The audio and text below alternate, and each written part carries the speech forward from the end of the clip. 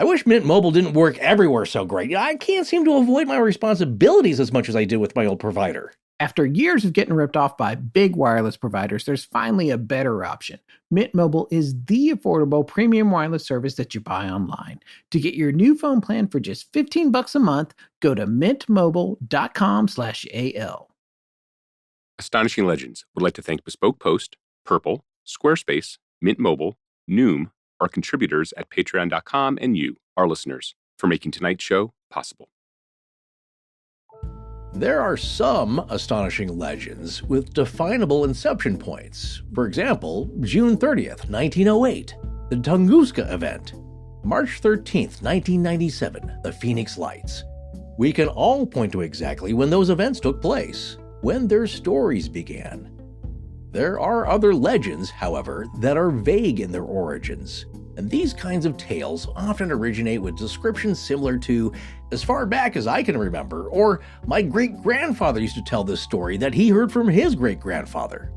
But what if some legends began far earlier in history than we all thought they did?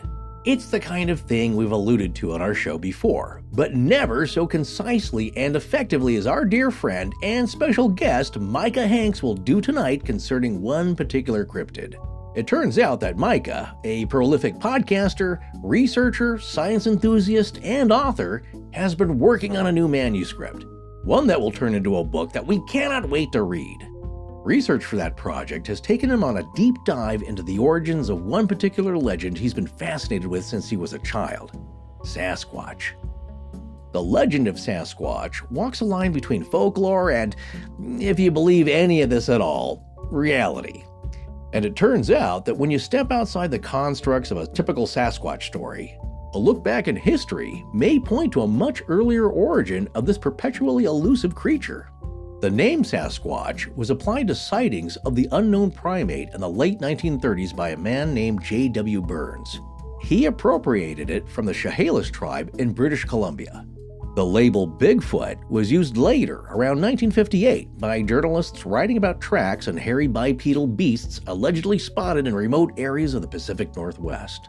Does that mean that before the use of those terms, sightings of these creatures, whatever they may be, didn't happen?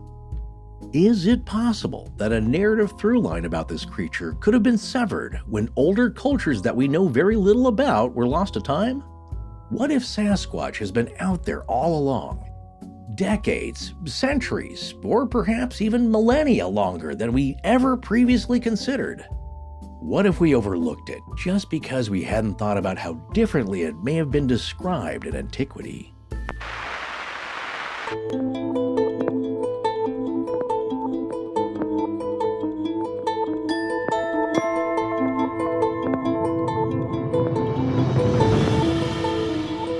To all who now hear, I say, some white men have seen Sasquatch. Many Indians have seen them and spoken to them. The Sasquatch is still all around here. I have spoken.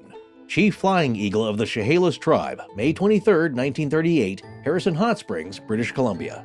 Join us tonight as our special guest Micah Hanks returns to talk to us about his research into the origins of the creature we refer to as Sasquatch or Bigfoot, much of which he is sharing for the first time. And we're back. That we are, folks. Well, we have some exciting things to share tonight before we start the show. Firstly, we have successfully done our first real live stream. It was a small test and it wasn't perfect. There were some audio issues and stuff like that, but we managed to pull it off, and you can find the posting of it on our YouTube channel or Patreon page right now if you'd like. It's a video of tonight's discussion with Micah Hanks. We had a lot of fun doing it, and it was really just a proof of concept for us and a chance to see how it would work technically, and we're hoping to do more live stuff moving forward. Yes, well, I think Micah was successful. I think the jury's still out on us, but it was a lot of fun, seriously. And here's the next big news. We are, in fact, officially all set for our first listener meetup since way back on December 2nd of 2017 in Los Angeles. You're right, we can't fully blame the pandemic for that gap, but the good news is we're all set for the next one, and here are some of the details. We're going to Nashville, Tennessee for Podcast Movement the first week in August of 2021, where we'll be checking out some seminars and even doing a panel on how our show is made. But after Podcast Movement ends, we're hosting a meetup on August 7th, 2021 at the Pharmacy, Burger, and Beer Garden with ticketed access to our reserved area opening at 6 p.m. and things getting going around 6:30. Yeah, we've got some fun stuff planned, including in-person storytelling by 2 prior guests of the show from the early days, plus a Q&A session, and wait for it, a couple of special guests, Adam and Matt from Graveyard Tales. But there's a catch, folks. Capacity is limited. So aside from those of us who are there on behalf of the show, there will be 70 tickets available to this. The price isn't finalized, but they won't be much. Also, we're having a special shirt made to commemorate the event. Everyone who attends will get one of these one-of-a-kind shirts included with their ticket purchase. And of course, you'll be able to order delicious food and drink as well, which you'll be responsible for, so sky's the limit on that. But because of the limited capacity, and in order to keep access to the event fair, we're going to be posting a special announcement to our feed at 7 p.m. Eastern Time on July 16th. As long as you subscribe to the show, you should get this when it drops. It'll have a link to the Eventbrite page where you can purchase your tickets, and this link will be made available to both Astonishing Legends listeners and Graveyard Tales listeners. So if you think you can make it, you'll need to make sure you're subscribed to our show and grab that announcement when it drops to get the URL and get your tickets. We're doing this way because we know not everyone listens right when we drop the show. So we want to give folks a chance to be ready to go to the event link when it goes up on July 16th, 2021 at 7 p.m. Eastern Time. So one last time, this event will be ticketed. You need tickets to get in, and they're limited to 70 people. Yes, and Indrid Cold will be the doorman, so once we're full, the door is closed, and anyone who tries to get in after that will be sent to the nearest convenient parallel dimension. The Eventbrite link for those tickets will go live in a special short announcement published to our show feed on July 16th, 2021 at 7 p.m. Eastern Time. Okay, people, well, we've got a great show for you tonight. Our friend Micah Hanks is returning with a Sasquatch knowledge bomb, and we had a great time talking to him, so Sarah, cue it up. Hey everybody, it's Scott with Astonishing Legends. I am so thrilled to be here. We had a few technical issues, so we didn't start exactly on time, but we got it as close as we could. I wanted to welcome everybody to our first live stream with our special guest, Micah Hanks. Next person I'm going to bring up here real quick will be our good friend and co-host, Forrest Burgess, who everybody knows. Forrest, please say hello to everyone. Hello, everyone, and I'm looking into the camera as I do it for the first time. So it's good to have you here, Forrest. And then, of course, we have our friend, Mr. Micah Hanks, coming up here. Micah, welcome to the show. Thank you so much for volunteering to be a part of this technical mishap. The learning experience for everybody, but always glad to be here with you guys. You know, in fact, when I heard that you guys were going to be talking about Sasquatch tonight, I butted in and said, look, you got to let me come on with you. So these guys were kind enough to be accommodating, and here we are. You're the only reason we're talking about Sasquatch. It's because of you. It's the other way around, but we're so glad to have you. It's such an honor to have you back on the show. And you've been doing some really amazing research lately that predates when a lot of people who look at Sasquatch think that all of this Bigfoot stuff started. And a lot of them seem to trace it back to the Ray Wallace hoax that we talked about in the Patterson-Gimlin film. And you can refresh our listeners' memories on that, or folks that didn't bother to listen to that giant multi-part lifelong series that we did. But it turns out that you've managed to uncover some things that might indicate, and I love the way that you've looked at this, because it's the same way that we look at things, where you're checking how a story is changing direction. And sometimes it's as simple as the nomenclature being different, or a culture referring to something differently. And for whatever reason, in modern times, that whole timeline of knowledge is severed, right? Yeah, certainly. First and foremost, I mean, I have to give you guys kudos. The way that you two do your research, and the way that you go deep, and the way that you understand personalities and historical events, you know, and cultural aspects of, you know, the investigation. I mean, really, there are very few people who do it like you guys do and who go as deep as you do. And I'm not the only person who thinks so and appreciates that. I brought to your attention recently John Kirk, a fantastic researcher who has referenced you guys when he's gone on other podcasts talking about Sasquatch and saying these guys just go deeper than anybody. And I have to agree. And I think it's really important because we're to a point with this subject where a few of the things that I've kind of noticed, and I'm sure that we're going to get a little into what's the rationale for the discussion of this and the study of it. You know, I mean, how do we separate hoaxes from, you know, what may be true? A lot of people just kind of accept as a foregone conclusion, this was all a hoax. It started in 1958. There's nothing before that. Well, I would argue differently. And again, this is really something I've begun to notice.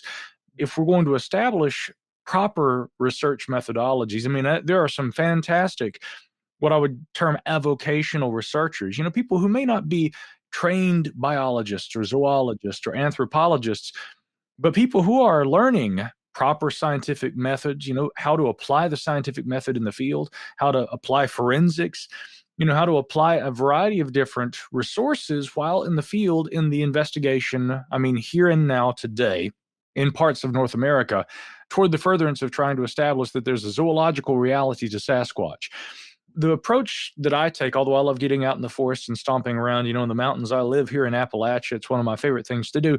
But as far as my research with this, my main focus has been really trying to establish the historical evidence in support of it. And one reason that I want to do that is because, again, this, like you said, Scott, it comes back to the idea that, Bigfoot started as a hoax. Two things I've noticed.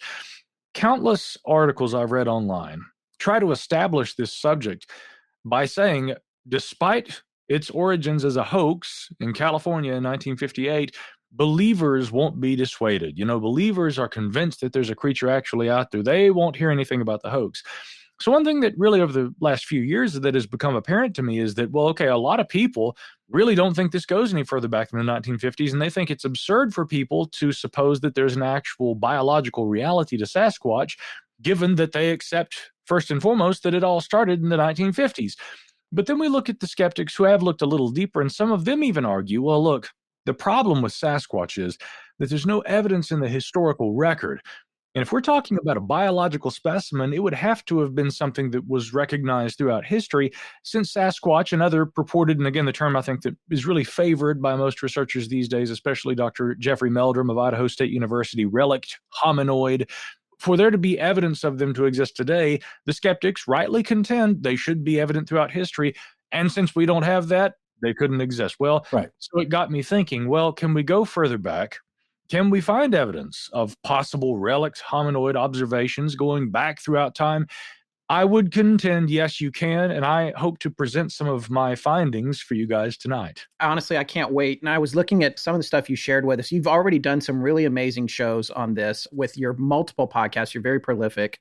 Your approach to this, I think, is really fascinating. And I like the idea of looking past the origins of this. So where do you want to start? Are we going to start with where the skeptics usually leave off? I'll just add here before we start. One, it's a terrific opportunity to have you on here because you're one of the few sources that we've heard talk about this that we know that we could invite on for a chat.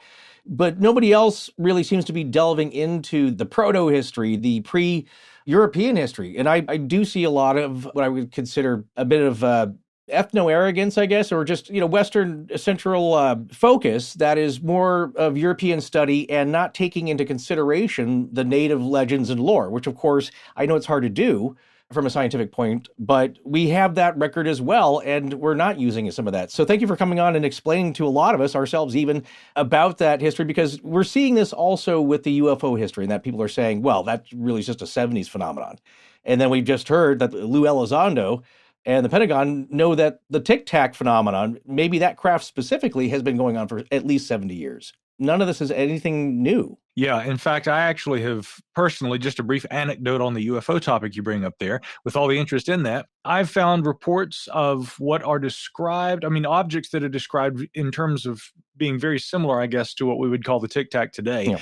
They go all the way back to the late 1940s. Really, of course, the UFO phenomena, as it begins in modern terms, really starts in 1947 with Kenneth Arnold. Right. I spent about as much time looking into the proto-history of UFOs as I have the proto-history of Sasquatch. And I like that terminology, by the way, Forrest. I think that's a great way to phrase what we're discussing.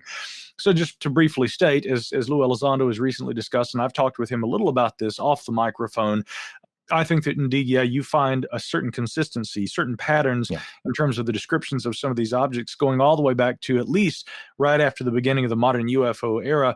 For people to look at the so-called Tic Tac, in reference to the 2004 Nimitz incident and say, this is some kind of a new experimental technology.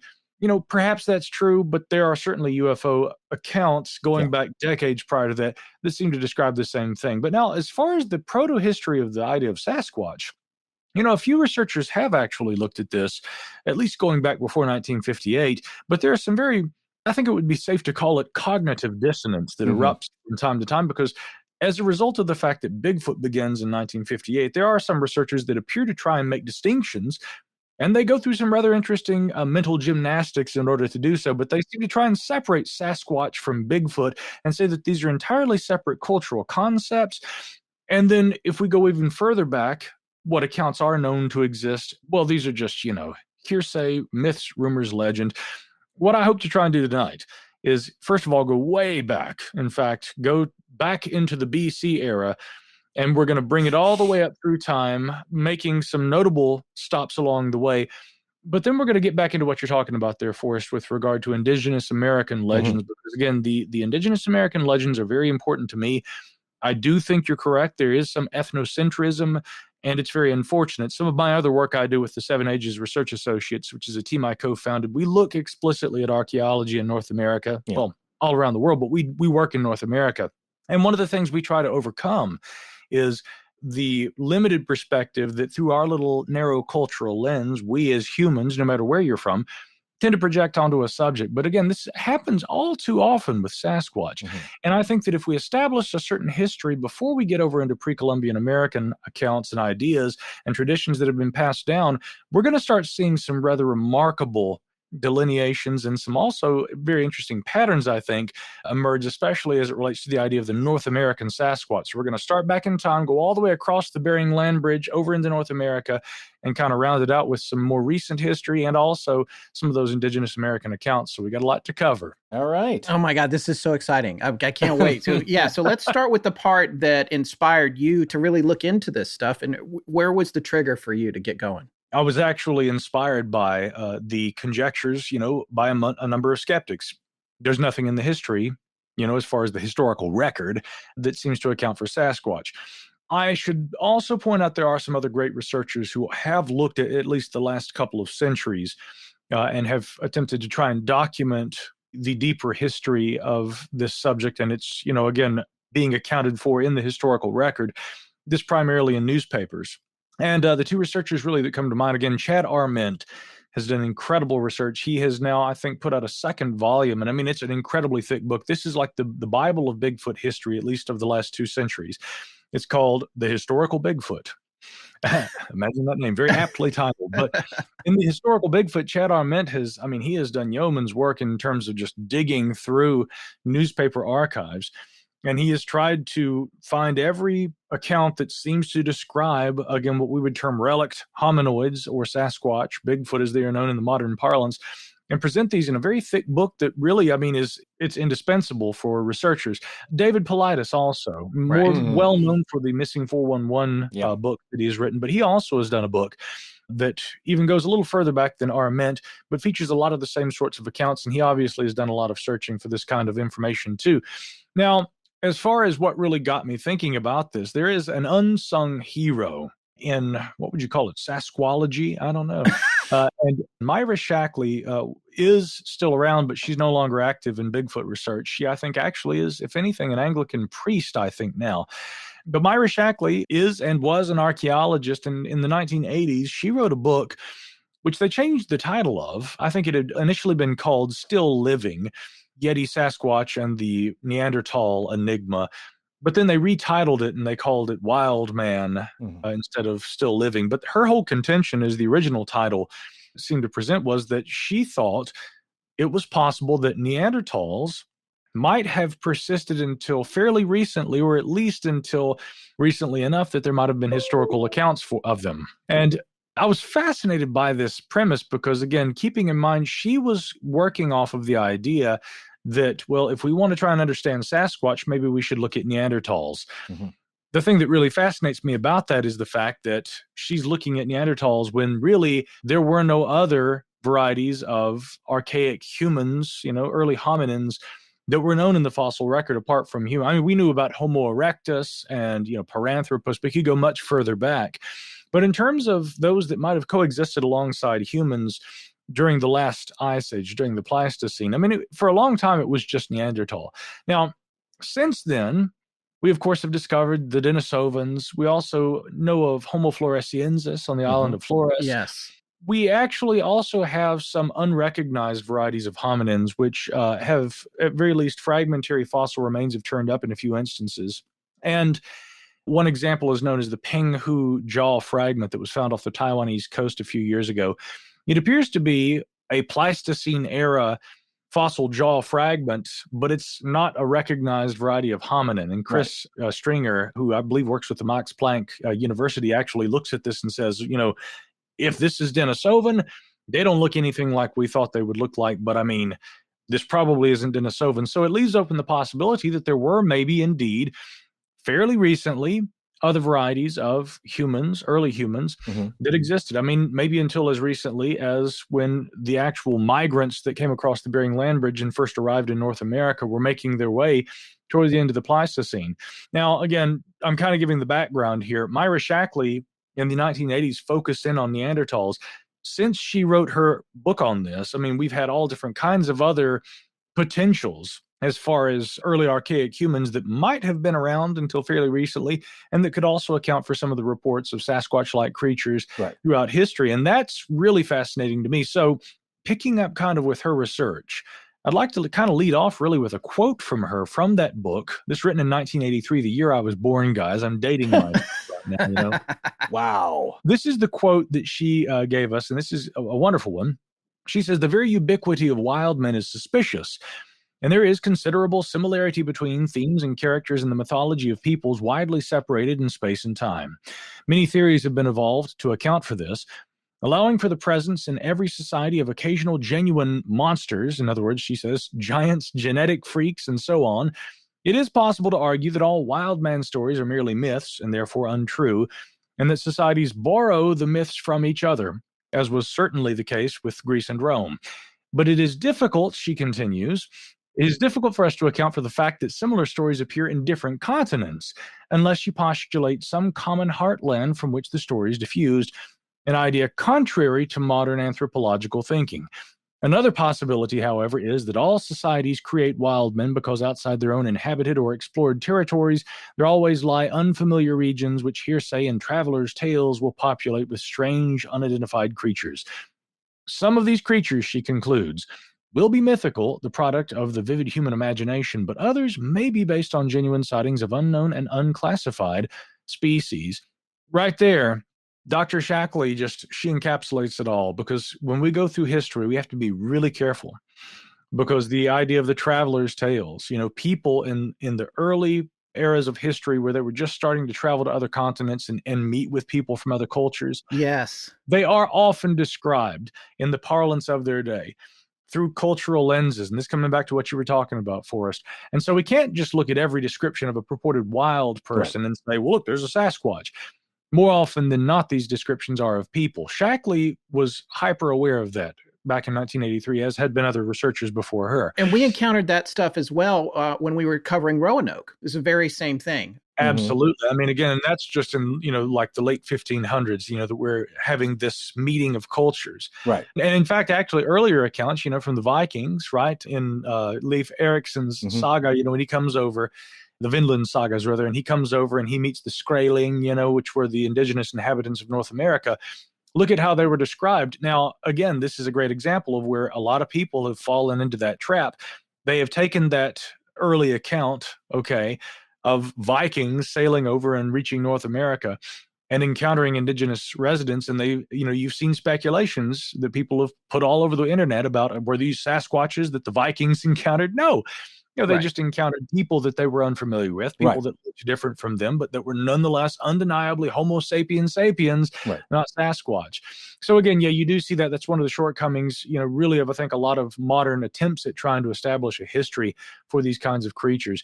That idea apparently originates, the whole idea of Vikings meeting Sasquatch. It originated from a book written back in the 1970s by Peter Byrne.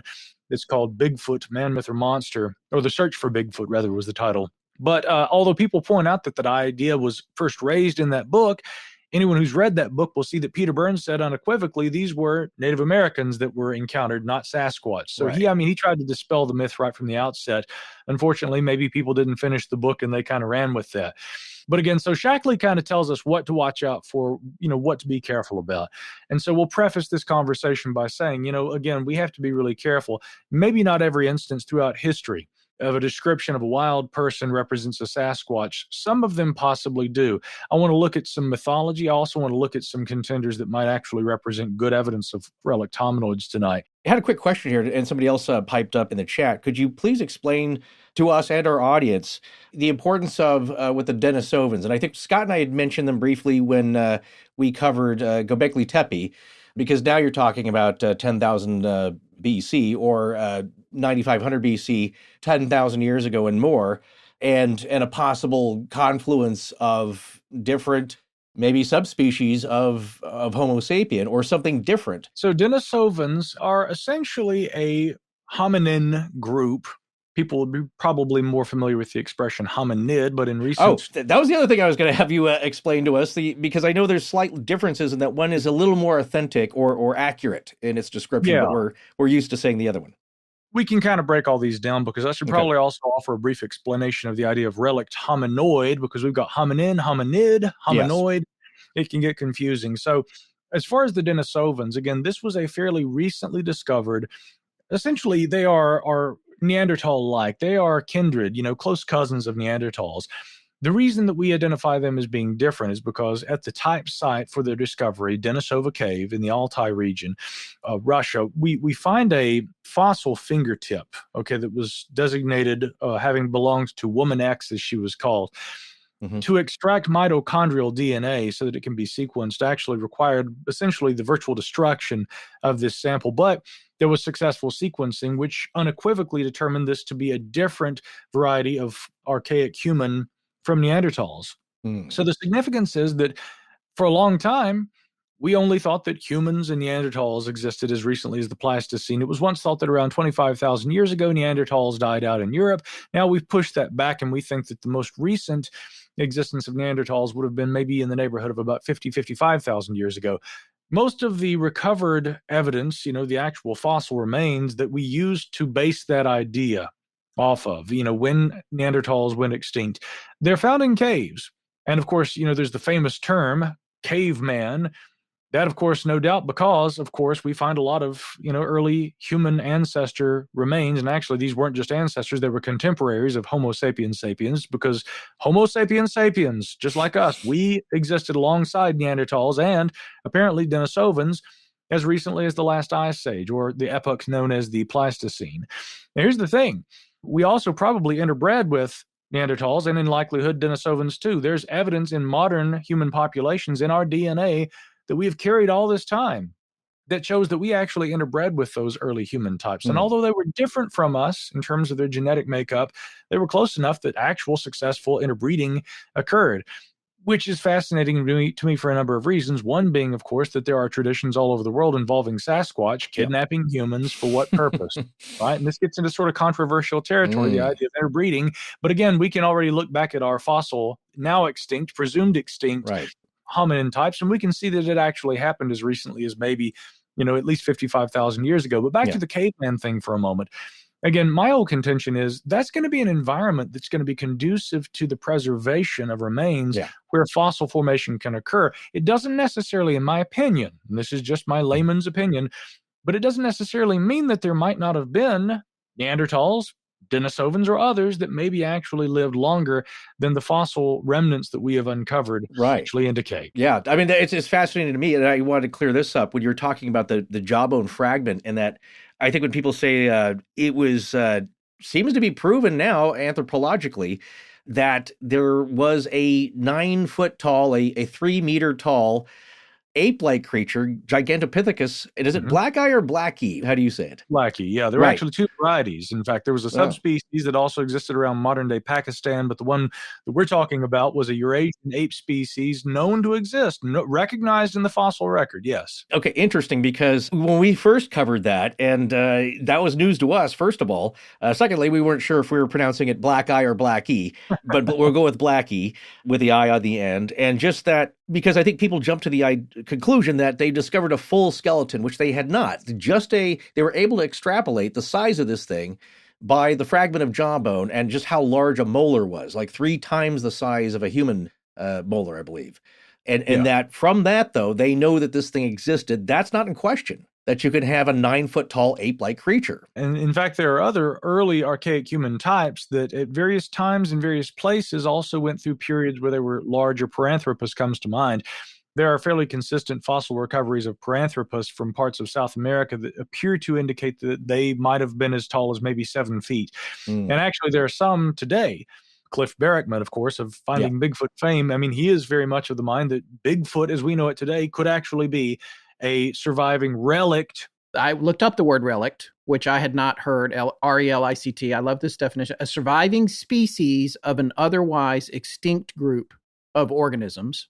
Also, a remnant of a formerly widespread species that persists in an isolated area. The other one I like, which is the third, it's like 3B on the definition. This is great. Something left unchanged. Something left unchanged. I love that. But yeah, so I just wanted to explain that because I love that word relict, R-E-L-I-C-T. It's a very cool word. I do too. And I appreciate you, explaining that, Scott, because again, I've actually had people write to me and say, I love your commentary on all this. I just can't stand though when you mispronounce relic and hominid. And I'm like, okay, let's break this down. So yes, relict, again, an animal believed to have once existed, thought extinct, but which might have persisted until modern times. Hominoid, a little different from a hominin, which is essentially the modern parlance, for what we once kind of called hominid. But a hominoid is essentially something resembling one of the anthropoid apes, which would include humans, our great ape cousins, right?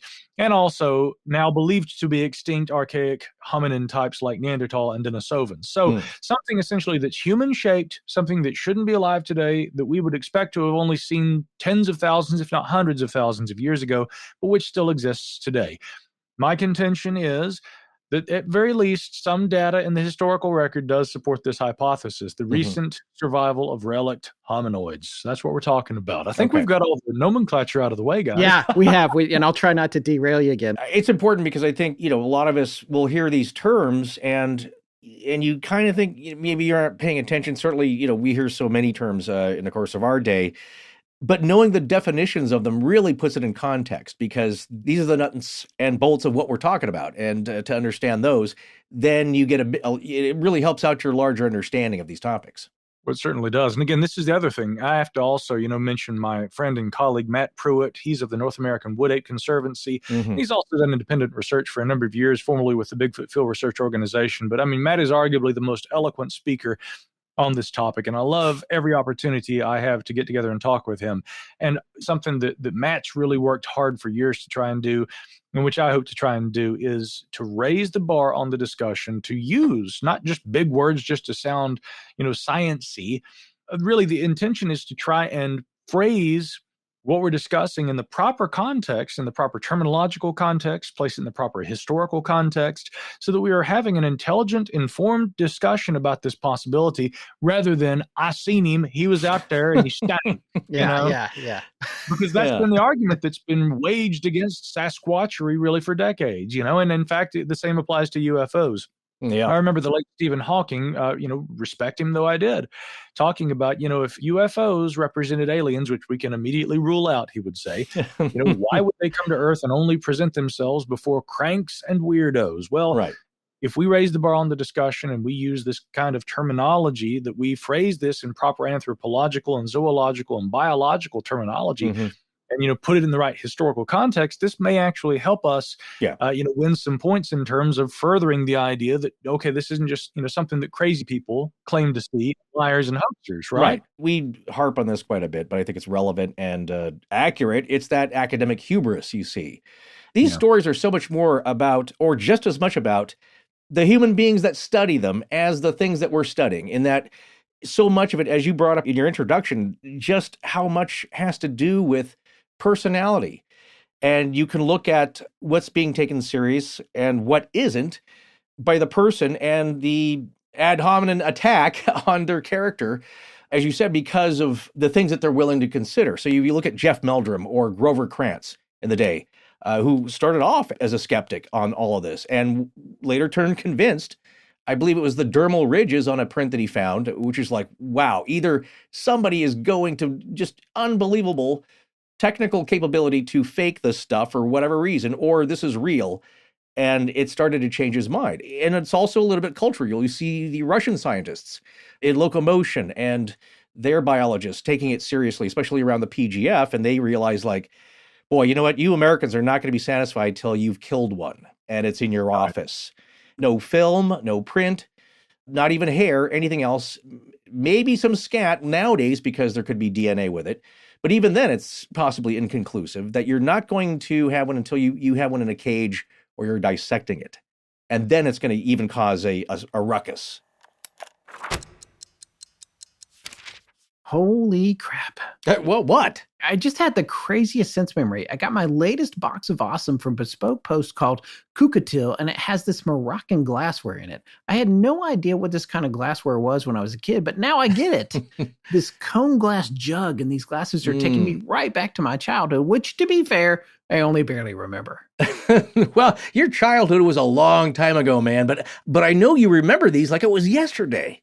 It's crazy. This glassware has this dark, rich amber color, and you can see air bubbles in the glass. It's taking me right back to that shag carpet and brass handrail period of the 70s. And on top of that, this box of awesome comes with Lou's Lemonade Cocktail Kit. But what the hell is that? It comes from Lou's Libations, where they've perfected craft cocktail making. So you just mix it in and bam, you're having drinks poolside in a Mike Nichols movie. Well, that's all well and good, but I can't imagine the scene plays out right without a wood spoon to mix the beverages. Oh, yeah, that's included. Check it. Oh, you had my curiosity, but now you have my attention. I love the Kukatil box, but Bespoke Post has a brand new lineup of essential box of awesome collections for guys. There's truly something for everyone, no matter what you're into. They've got styling and grooming goods, barware, outdoor gear, and mixology tools like the box I got this week. Yeah, and they release new boxes every month across a ton of different categories. It's free to sign up and you can skip a month or cancel anytime. Each box is only $45, but it has over $70 worth of gear inside. Get 20% off your first monthly box when you sign up at boxofawesome.com and enter the code AL at checkout. That's boxofawesome.com AL for 20% off your first box.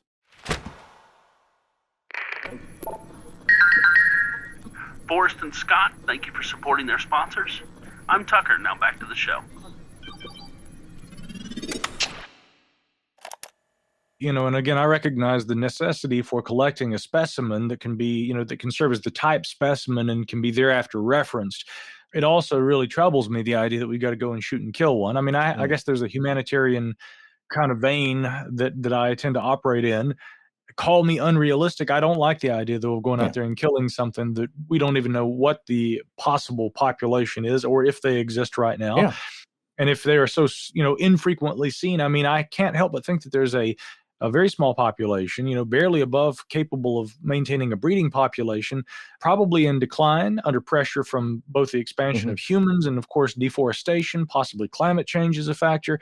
All of these issues, which, of course, are also not only making life hard for them, but, I mean, they're already critically endangered and retreating further and further away from humanity, which is going to make them even more difficult to be discovered. So my greatest fear, really, with regard to Sasquatch is if they exist. And I maintain some reservations. I'm not really all in on the idea. I know I've convinced myself.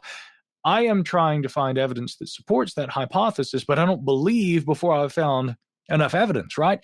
But my worry is that one day maybe we will find unequivocal evidence. It may not be a body. Maybe it'll be the discovery of fossil remains that can be radiocarbon dated, organic materials in close proximity, will allow us to date this, and it can be found to be, a few thousand years old. Or maybe we will find remains that are unequivocally recent, but nonetheless remains, and we won't find any further evidence beyond that. And we'll say, there was a creature, but we couldn't prove it. We couldn't get around our own hubris, like you say, Forrest, to have taken this seriously. And I think that this is a tremendous loss potential right here, because again, with the questions we have about our evolutionary past and our heritage and what it really means to be human, it should be incumbent upon us, if there's any possibility that there is something like us that exists on this world today, or maybe more than one variety in terms of species, it's incumbent upon us to try and study these, because the study of something like us that may be at a different evolutionary stage, but similar to that our ancestors went through, this could tell us incredible things about human evolution and our past and what it really means to be human. And I think that's a Absolutely. prospect that scares a lot of people. But I think most scientists, if faced with that possibility, would rather know than to not know. And my fear is that we will continue to allow hubris to impede our progress on this subject. Mhm. And at some point, it's going to be too late. So Yeah. really, I mean, it's a proactive effort on my part to try and analyze, assess, determine if there is indeed a there. And then we have to establish the biological reality. If there is one to be established, we need to discover these creatures, if they exist, before they are gone. Plain and simple. Absolutely. I always love this phrase too, which was brought up by, in a weirdly remotely talk about remote connected topic, remote viewing with Russell Targ, and that you can present the data, and his peers, the fellow scientists and physicists, they don't mind the data. It's not the raw data that they mind. It's the implications of that data. And like you said, you could present something, well, here's some DNA that doesn't really line up with anything. What does this mean? Here's something completely new that we haven't considered. What are the implications of that?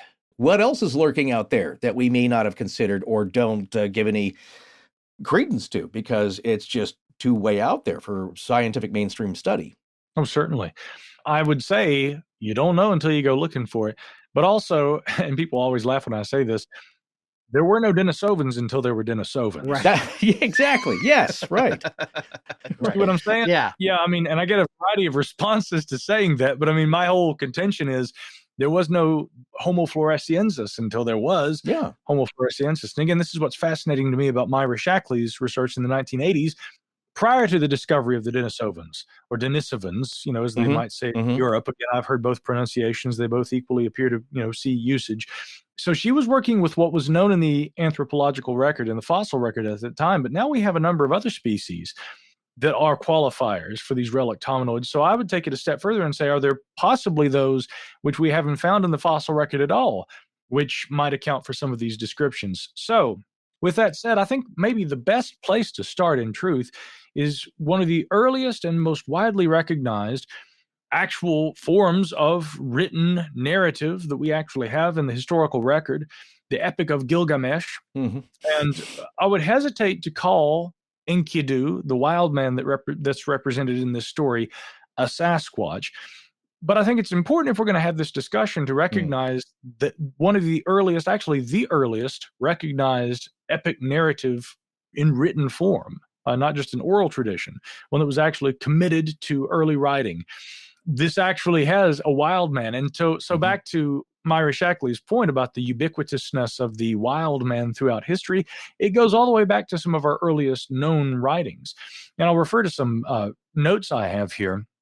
Of course, as we begin the Epic of Gilgamesh, the people of Uruk are kind of being oppressed, right? It doesn't really exactly elaborate on what the state of oppression is, but they appeal to the god Anu for aid, and what ends up happening is Anu hears their grievances, and Aruru is thereafter summoned to create what's called a Zikru. Now, there's some division on what exactly this means. Generally, Zikru, that word is translated to mean either reply or response, so we could call this the reply of Aruru. But in essence, what happens is that the Zikru would be equal to Gilgamesh's stormy heart. In other words, we're going to create something that can match the warrior king Gilgamesh. And so from a pinch of clay, Aruru tosses this clay into the wilderness, and out of it is born the wild man Enkidu. We, of course, can recognize certain similarities, of course, in the Christian Bible of the idea that, from clay, man is created. The Hebrew Book of Formation also contains passages talking about the creation of a man from mud, i.e. a golem. So, you see certain aspects of these traditions mirrored here. But I'll share a passage from the translation that I've worked with on this. And again, keep in mind, at times I will refer to other translations of some of the historical texts that we'll look at. In the wilderness, she created valiant Enkidu, born of silence, endowed with strength by Ninurta. His whole body was shaggy with hair. He had a full head of hair like a woman. His locks billowed in profusion like Ashnan. He knew neither people nor settled living, but wore a garment like Sumukan. He ate grasses with the gazelles and jostled at the watering hole with the animals. As with animals, his thirst was slaked with mere water. Now, Sumukan, of course, was the god of wild animals, and this is intended by most scholars, they believe this intends to convey that he wore animal skins like the god Sumukan was often depicted as wearing. But nonetheless, again, this description is quite interesting to me because he is described as being covered with shaggy hair. Right. Further passages describe how when people approach the watering hole and see him, they are frightened by his appearance. Now, if he were just a guy, one would imagine they wouldn't probably be very frightened by Enkidu, but they are very frightened by him. And of course, as we know, the story goes that he is introduced to a woman who tames him in 7 days, and then he's brought to civilization and he meets with Gilgamesh. And at first it's a clash, but they become, of course, the best of friends. Right. Fascinating to me that, again, this epic, known to modern scholars to have probably been written between maybe 1300 and 1000 BC. And it's describing, again, what we could really call, if not a Sasquatch, and I would hesitate to say that that's what this is. This, of course, this epic tale incorporates a number of different elements that are very fantastic, right? And so with all the elements, swimming to the bottom of the sea, going to visit, a man who can live forever up Napishtim, to say that, well, one of these represents something real and everything else is, of course, just myth and folklore. Right, Obviously, we have a problem there. So my intention here is not to say this is Sasquatch. It is to say the wild man archetype has been with us since some of our earliest instances of writing, okay? Yeah. We certainly see that with Gilgamesh. But now to come over to a more, what we might deem a more historical account. Fast forward to around 475 BC. And among some of the earliest records that I have found, which appear to convey a historical account of a wild man, this one I found in what's called the Fangjianzi, or the Annals of Fangjian County. And the account here relates a occurrence that would have transpired during what was known as China's Warring States period, a time of military reform that began around 475 BC. And according to Han Dynasty historian Sima Qin, this, of course, a historical historian, and lasting probably up until about 256 BC. The account that I found describes a savage that was brought before the emperor of the Western Zhao as a tribute. And the savage, as it was described, was apparently about 3 meters tall. So yet again, Forrest, if you recall, you're describing a 9-foot tall Eurasian ape species, Gigantopithecus. Well, a 9-foot savage covered in hair was brought before the emperor of Western Zhao as a tribute. They said it had a very hairy body. It had a peculiar wide mouth. And that also is a feature that throughout time we continue to see in descriptions of even modern Sasquatch in North America. Right. What's really interesting is that Fangjian, okay, and I'm probably butchering some of the pronunciation of these names, so please, especially just Chinese send the emails to us, folks. We're used to them. Yeah. But Fangjian, or simply Fang County, and I can see why they would maybe abbreviate that. It lies in the northwestern corner of Hubei province. And this is a very forested, a lot of stony, cliffs and caves in this region. There is an actual cave in Hubei province to this day, which is called Yeren Cave. Yeren, Wild Man Cave. Oh. Yeah. And of course, Yeren or Yeren is the term that we use today for the Chinese wild man or Sasquatch equivalent in that part of the world. So it's interesting to me that going all the way back to the Warring States period, we have accounts of alleged capture of these wild people, these Yeren, in China. Now, in 1976, a Communist Party secretary, yet again in that very same part of the world, observed what he described as a wild man in the region. He said it fled carrying a small pig. The following year, another woman from Fangjian also reported that she observed such a creature while it ate bamboo shoots. Now, again, what I'm pointing out here is that here's the description in history. Here is the existing cultural mythos involving the Yeren and caves and things named after them. And then modern sightings as recently as 1976 and 1977. Probably there are some even more recent than that, where people have said that they've seen these things. And I believe that the reports from the 1970s were actually carried in the New York Times, no less.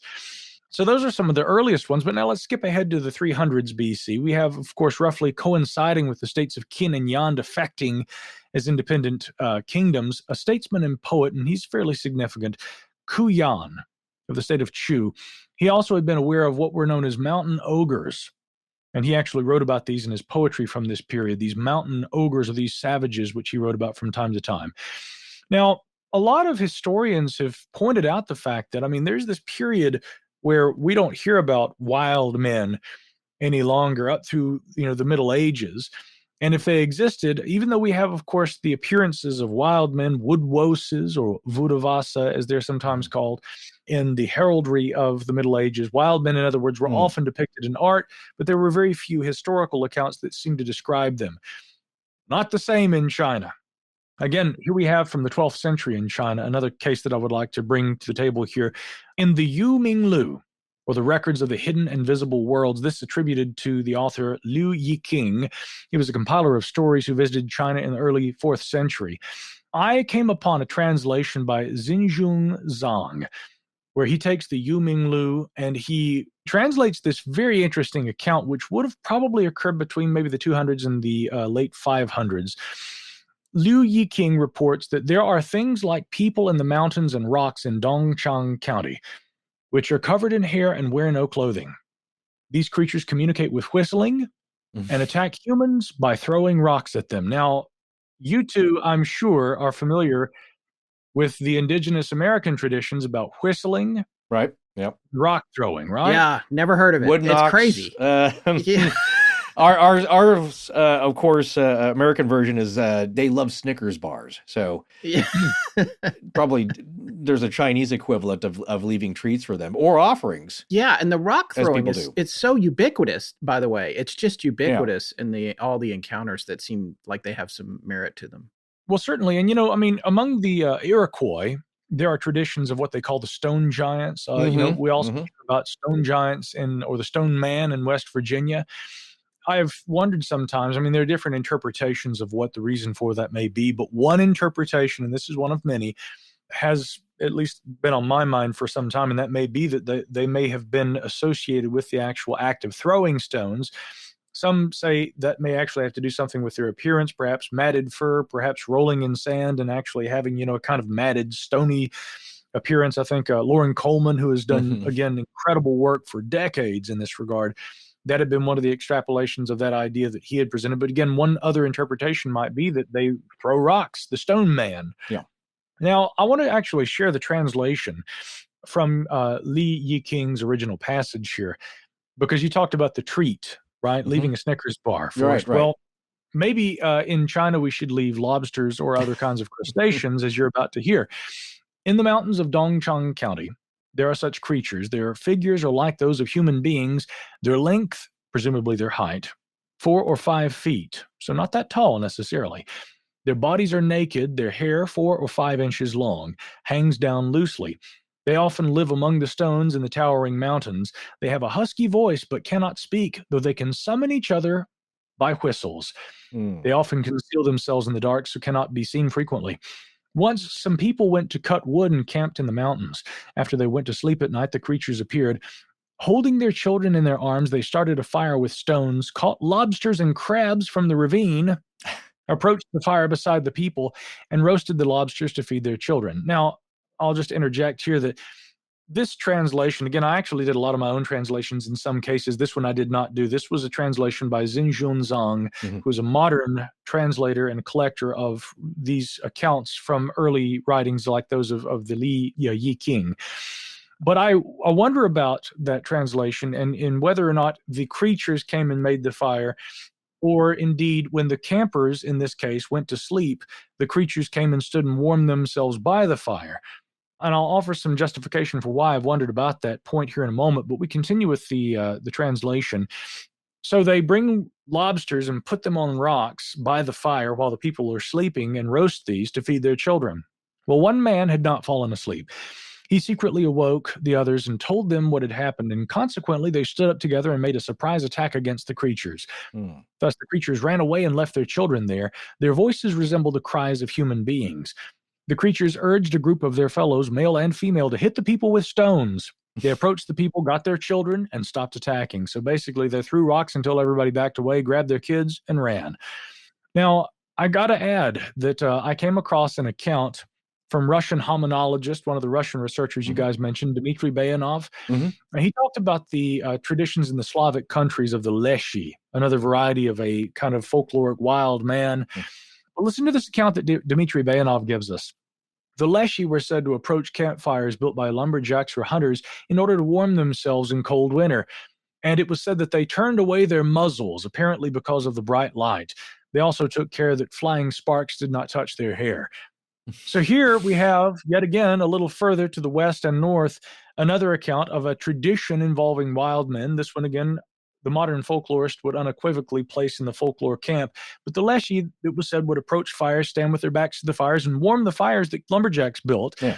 So again, I can't help but wonder if the story we have from Dongchang County, much earlier, of course, is describing the creatures approaching a fire that campers had already built. Right. You know, incidentally, the account that was provided was that these people had gone up into the forests, I believe, indeed, to harvest lumber. So something about lumberjacks attracting Sasquatch-like creatures, huh?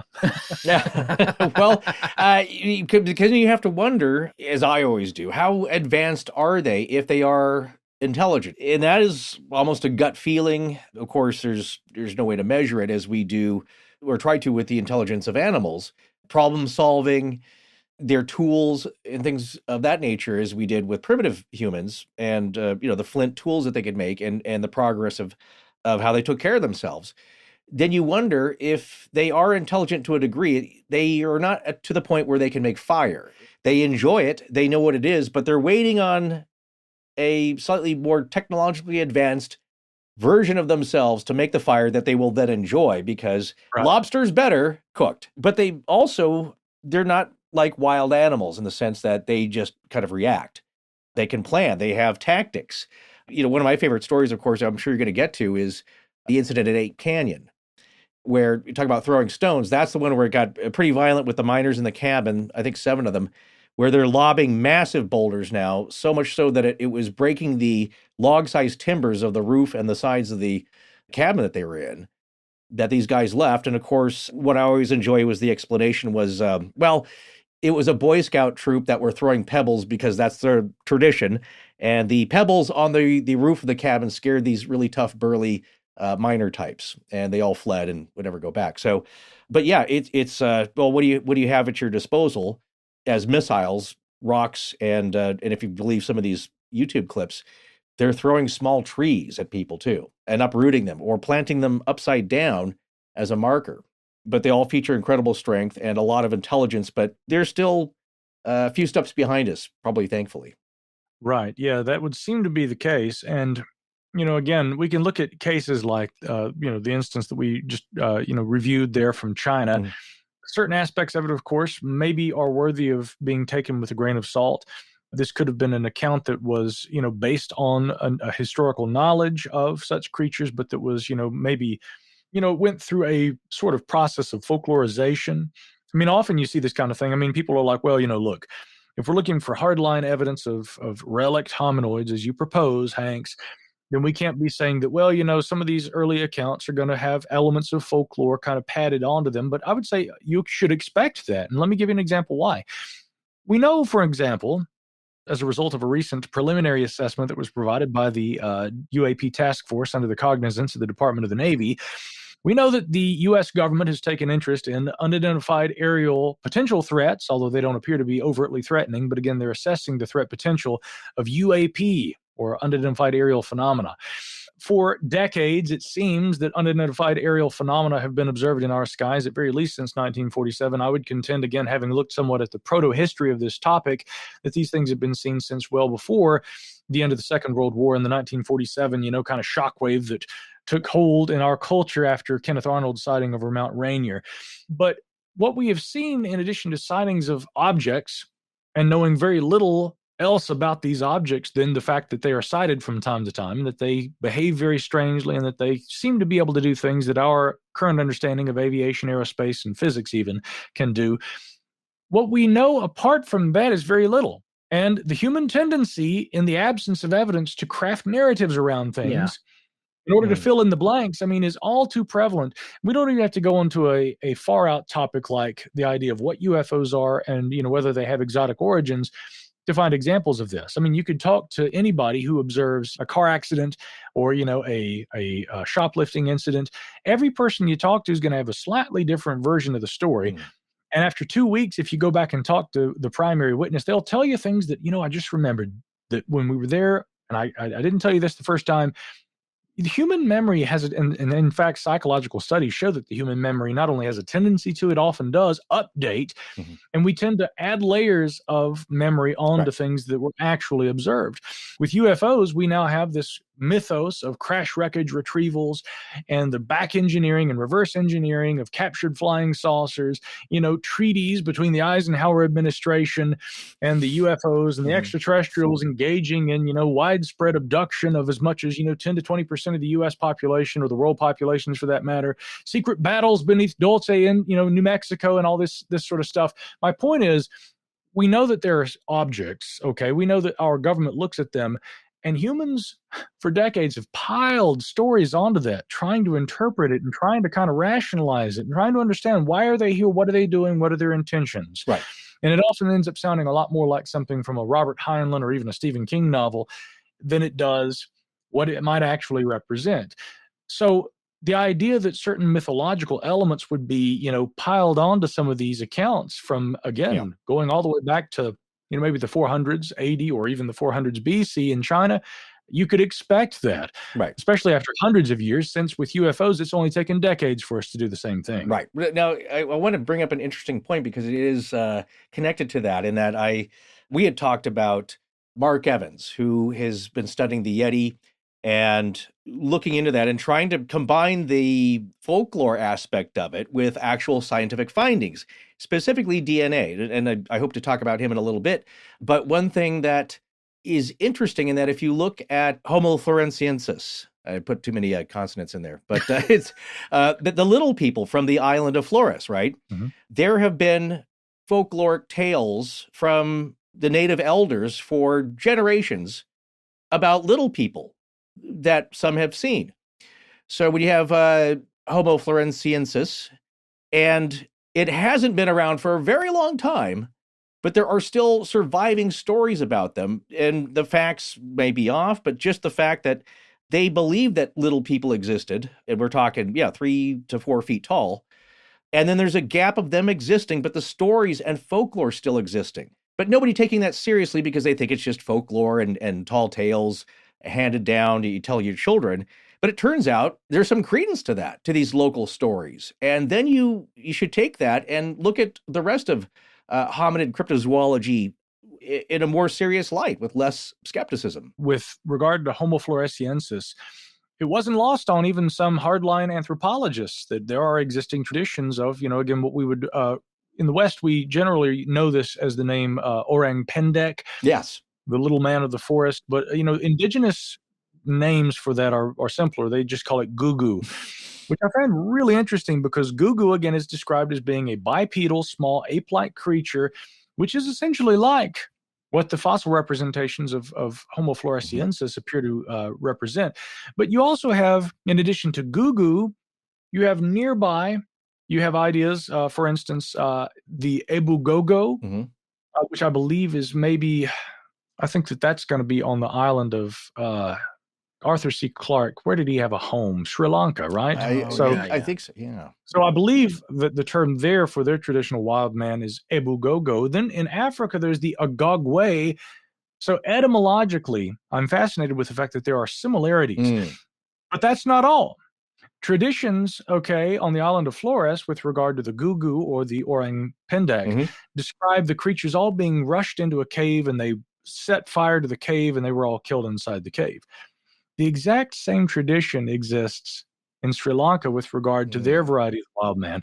In fact, in North America, the exact same tradition exists with regard to Lovelock Cave in Nevada about the so-called destruction of the Titicaca. And David Weatherly and I have had coffee numerous times and talked about this, because David has gone up and down the Pacific coast and found additional references to cultural traditions of hominins being killed in a cave. Now, again, the problem with this is that this is clearly what folklorists would recognize as a cultural myth. Right. But again, it's interesting to me, just like flood myths or anything else, where does this tradition stem from? The idea of these human-like creatures being chased into a cave, a fire set at the cave, and they are killed.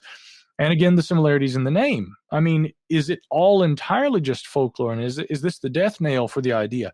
Again, the hardline anthropologists would say maybe not, since we have fossil record of these Homo Floresiensis, these hobbits, which are not unlike what are described even today by some of the islanders. So one of the interpretations is that if these creatures don't still exist, maybe an actual cultural memory of Homo Floresiensis has endured.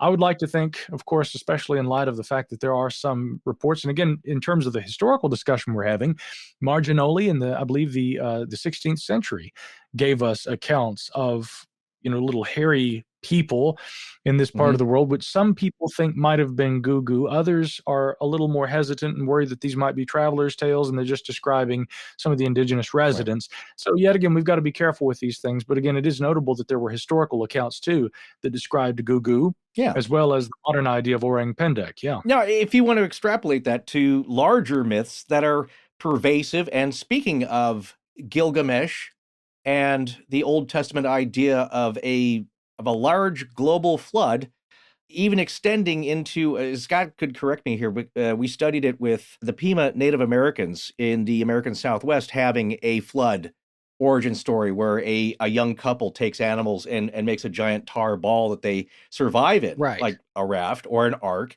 And now I believe there's evidence, some archaeologists are finding, for the evidence that Gilgamesh may have existed, in that the legend was, I believe, when he died, he was buried they diverted the river, he was buried there, put the river back over him so he would not be disturbed. Now they think they may have found a burial of one of the ancient Sumerian kings, at least, or somebody from the king's list that was very important, because it was a lot of effort to do that Gilgamesh may have existed. And also evidence now with archaeology that and geology that a great flood most likely took place.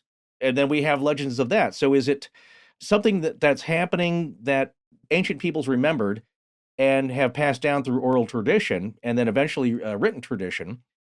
Or it seems almost more woo-woo to say that we've all had a collective memory of something that never occurred, and it just ends up in our folklore and tales, but somehow it's pervasive around the world with all peoples and most cultures. Right. It just sounds like something happened, and it resonates with everything. We talked about Göbekli Tepe, and it may have been partly due to a comet that struck and was devastating, and the peoples from then on said, well, we better get in line here and start praying to the gods and have some reverence, or this is going to happen again, because they remembered how devastating it was last time. And then you talk to people who say, well, that's, there's no proof of that. That can't be, there's no evidence of a large comet passing by and causing damage. But there are Chinese records of it from maybe thousands of years before it was written then, and they had memories of it. So there's too many connections, I think, to just dismiss it as common coincidence, global folklore, that somehow we just come up with the same stories. Certainly. I agree. We could have a long conversation about the evidence of, cataclysmic floods at the end of the terminal Pleistocene and the relationship with comets, because, I've actually done some work at archaeological sites with the actual academic excavators who are probing that mystery and collecting proxy data in support of the idea of a Younger Dryas impact hypothesis. In the form of rare earth metals that are found in abundance in the stratigraphy that coincides with that period in history. But that is, unfortunately, guys, a conversation for another time. Indeed. You also took a lot of flack. I remember there was a big dust-up that you handled with such aplomb and gentlemanly courtesy about the giants at Lovelock. And I don't know if we want to mention them by name, but another skeptical writer, you could say, and it was about some details that they didn't agree with because, of course, nothing that unusual could possibly be real. I'm sympathetic to the skeptics who see a couple of problems with the gross misinterpretation of these, and the attempt to try and kind of pile them all together and say it's all the same thing. One is, of course, often a failure to understand or a simple overlooking of the indigenous American interpretations of these sites and traditions, which really must remain paramount if we're going to really frame this in the proper context. And then, of course, also there's the pseudo-archaeological aspect of this, where unfortunately a lot of people are trying to find, and their intention is simply to go out there and find evidence of things that smacks in the face of modern contemporary archaeology. Now, what's really confusing for a lot of people is I maintain an interest in all these sorts of things, but I also work with serious archaeologists, and I don't advocate pseudo-archaeological theories. And again, the archaeologists that I work with are, again, very strict by the books, well-educated, and frankly renowned in their communities for the work that they do. And nonetheless, what we also are beginning to see is that certain ideas that were once deemed fringe, i.e., for instance, the idea of an impact hypothesis in association with that cool reversal period called the Younger Dryas toward the end of the Pleistocene, we're actually seeing more and more scientific verification for this. And I've spoken with, for instance, a friend of mine, Dr. Chris Moore from the University of South Carolina Education System, who has done incredible work. He's a geoarchaeologist, but he has, conducted numerous field seasons of excavations at sites like White Pond in South Carolina. Andrew M.T. Moore, the immediate past honorary president of the Archaeological Society of America, who I've spoken with and who also conducted excavations for years at sites in Syria like Abu Huraira. Again, I could go down the list of ongoing studies that have recovered proxy data in support of the idea of an impact that occurred around this time. But again, having spoken with all these archaeologists, and these, again, there seems to be a growing body of evidence, and at this point, maybe even an abundance of it, that points to an idea that we would have initially deemed unlikely. But with further scientific verification, we're now having to say, we need to not only entertain this possibility, we need to actually say that this is a very likely scenario. So again, not to derail the conversation here, but I mean, we can talk all night about archaeology too. And again, something that I think that is often missed by many skeptics is that, sometimes an idea may seem unlikely, but the fact that it seems unlikely does not inherently make it unlikely. And sometimes good scientific evidence in support of seemingly unlikely ideas later comes back around, and then you have something like general relativity. Right. Now, last anecdote here. Einstein was incredibly unpopular with his theory when it first came on the scene. And there were 100 philosophers and mathematicians and physicists that gathered together, and they signed a petition showing their distaste for relativity. And Einstein famously quipped, and I'll paraphrase here, "If I'm wrong, do the math. But signing a petition, I don't care if there's 100 or 1,000 of you, that ain't going to change the math." Right. Again, the justification for his theory, I mean, we're still seeing with, again, the discovery and the confirmation of gravity waves. Let's go down the list of all the ways that relativity continues to be verified. So again, many times throughout history, novel ideas seemed unlikely at first, but they have lasted the test of time. And some of those we're discussing that may also prove in the eventual sense to do the same, right, if we're lucky. Yeah, exactly. I have to admit, I'm a little envious of you. No, really? Is it because of my dynamic personality and star quality as a podcaster? No. Oh. Well, come on, you're no slouch in those departments, my friend, but more so because you're a grown-up who owns a house with central air conditioning. Oh, that's right. Well, your apartment does not. Oh, I'm so sorry. But you do have an AC wall unit, right? Well, yeah, and this is something you won't understand, Mr. Big Boy, smart thermostat person, so I'll speak for all of my fellow vintage apartment dwellers by letting you know that a single air conditioner only gets a portion of one room cool, and when your whole place is roasting, most of that cool air doesn't make it to my bedroom. And no, I don't want to jam another air conditioner into the window I can see out of. Oh, I see. So what do you do for comfort and relief, amigo? Well, when it seems like the world, or really it's the often brutal LA heat, and my own apartment is against me getting a good night's sleep, then I have to turn to technology to soothe me, and that means my purple pillow comes to my rescue. Ah, yes, you're talking about their grid technology. Indeed I am, because just like the purple mattress, they both have the unique grid design, which are open cells in the outer surface that allows ventilated air to flow through, helping you keep cool and comfortable, which in turn helps you get a better night's sleep, no matter what the world or your noisy neighbors are throwing at you. And let me tell you, there is nothing more maddening than a hot summer night where you try to flip your pillow to the cool side and there is no cool side. Boy, that's true. And I'm fortunate enough to sleep at a comfortable temperature. What I love about the purple grid technology, and I honestly love it, is that I totally feel supported no matter the position I'm sleeping in. So my shoulders, neck, legs, and especially my lower back, which I can have problems with if I sleep wrong, well, it feels like the purple mattress is always bouncing back and adapting to my body, and I wake up refreshed. Unlike the sensation of memory foam, which makes me feel like I'm making a children's handprint art project in clay. Well, yeah, exactly. Well, you don't want to feel like anything's molding to your shape and not letting your skin breathe, especially in the heat of the night. Ugh. And that's what I love about purple. The grid gives you air, gives you support, and that gives you a good night's sleep, no matter the environment. And there's nothing to lose for testing it out, because you can try your purple mattress risk-free with free shipping and returns, and financing is available too. Purple is comfort reinvented. Right now, you'll get 10% off any order of $200 or more. Go to purple.com/AL10 and use promo code AL10. That's purple.com/AL and then the number 10, 10.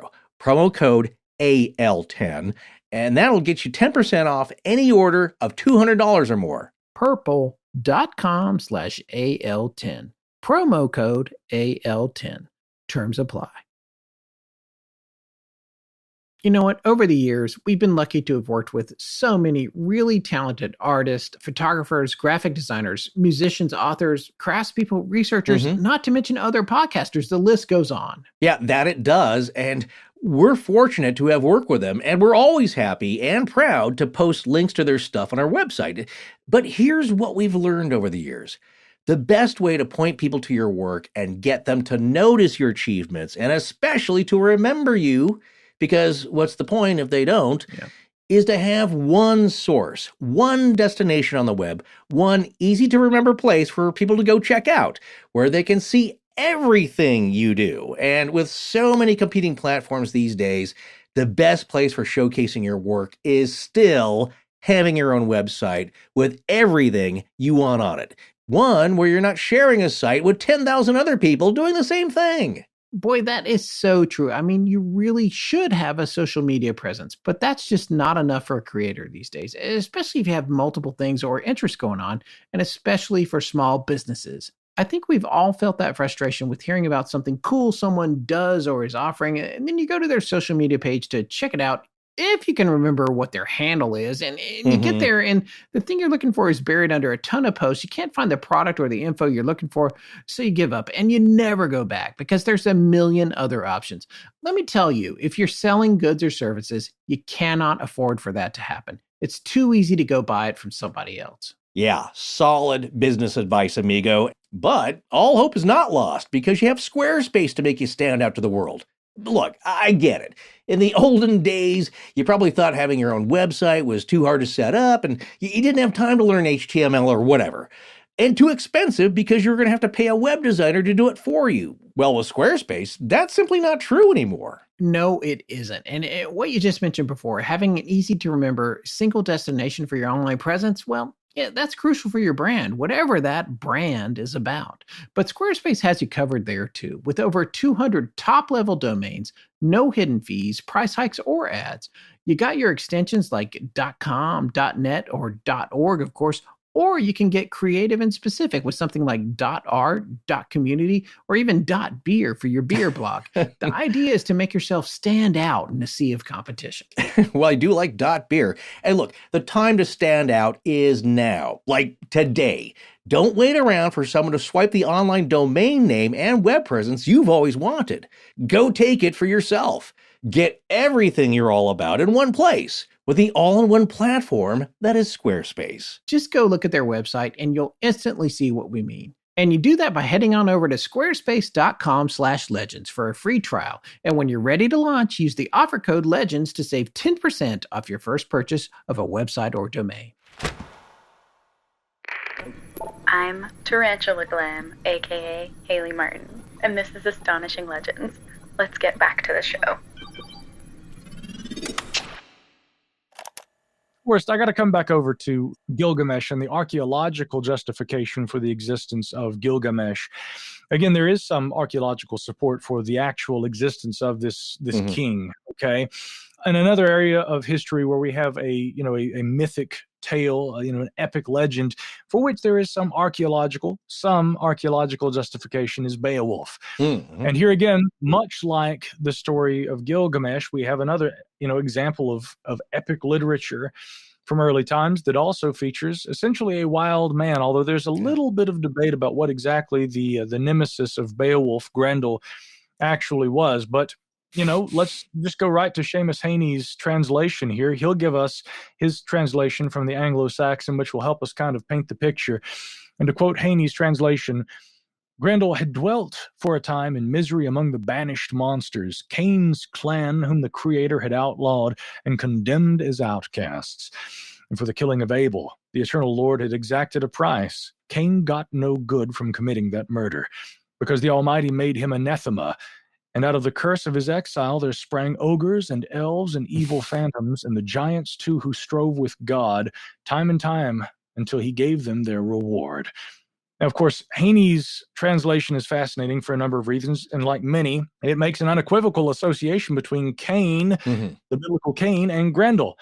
And there are some fascinating scientific papers about this that I've read, which, actually suppose that maybe some of the inspiration for the epic of Beowulf had actually been drawn from something like the Book of Enoch, and that the scribes, who had recorded the story, it may have been an earlier cultural story, but that the scribes who recorded it may have been familiar with something like the Book of Enoch, and that certain themes that are recognized in both do appear.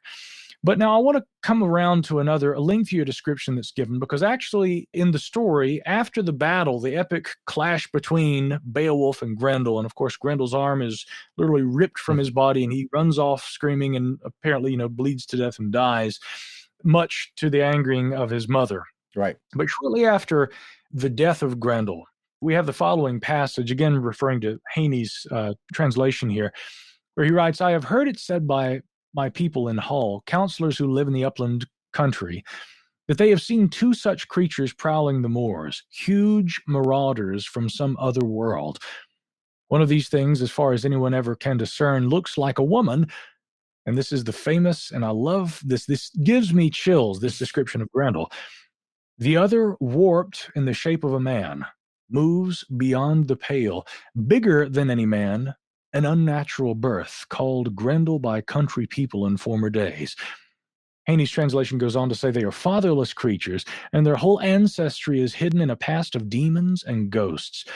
They dwell apart among wolves on the hills, on windswept crags and treacherous caches, where cold streams pour down the mountain and disappear under mist and moorland. Okay. Yeah. Yeah, isn't it great? It is great. It is great. This comes up quite a bit too. The Nephilim.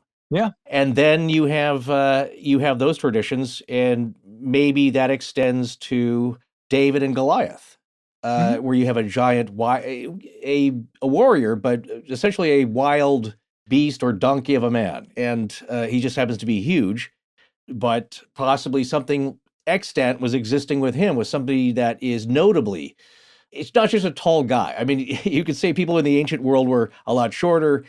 Somebody who is maybe even 7 feet tall would stand out, as they do now. But somebody who's 10 to 15, 18 feet tall, and tales of a bed of one king, and I can't remember his name now, but his bed was reported to be 20 feet long.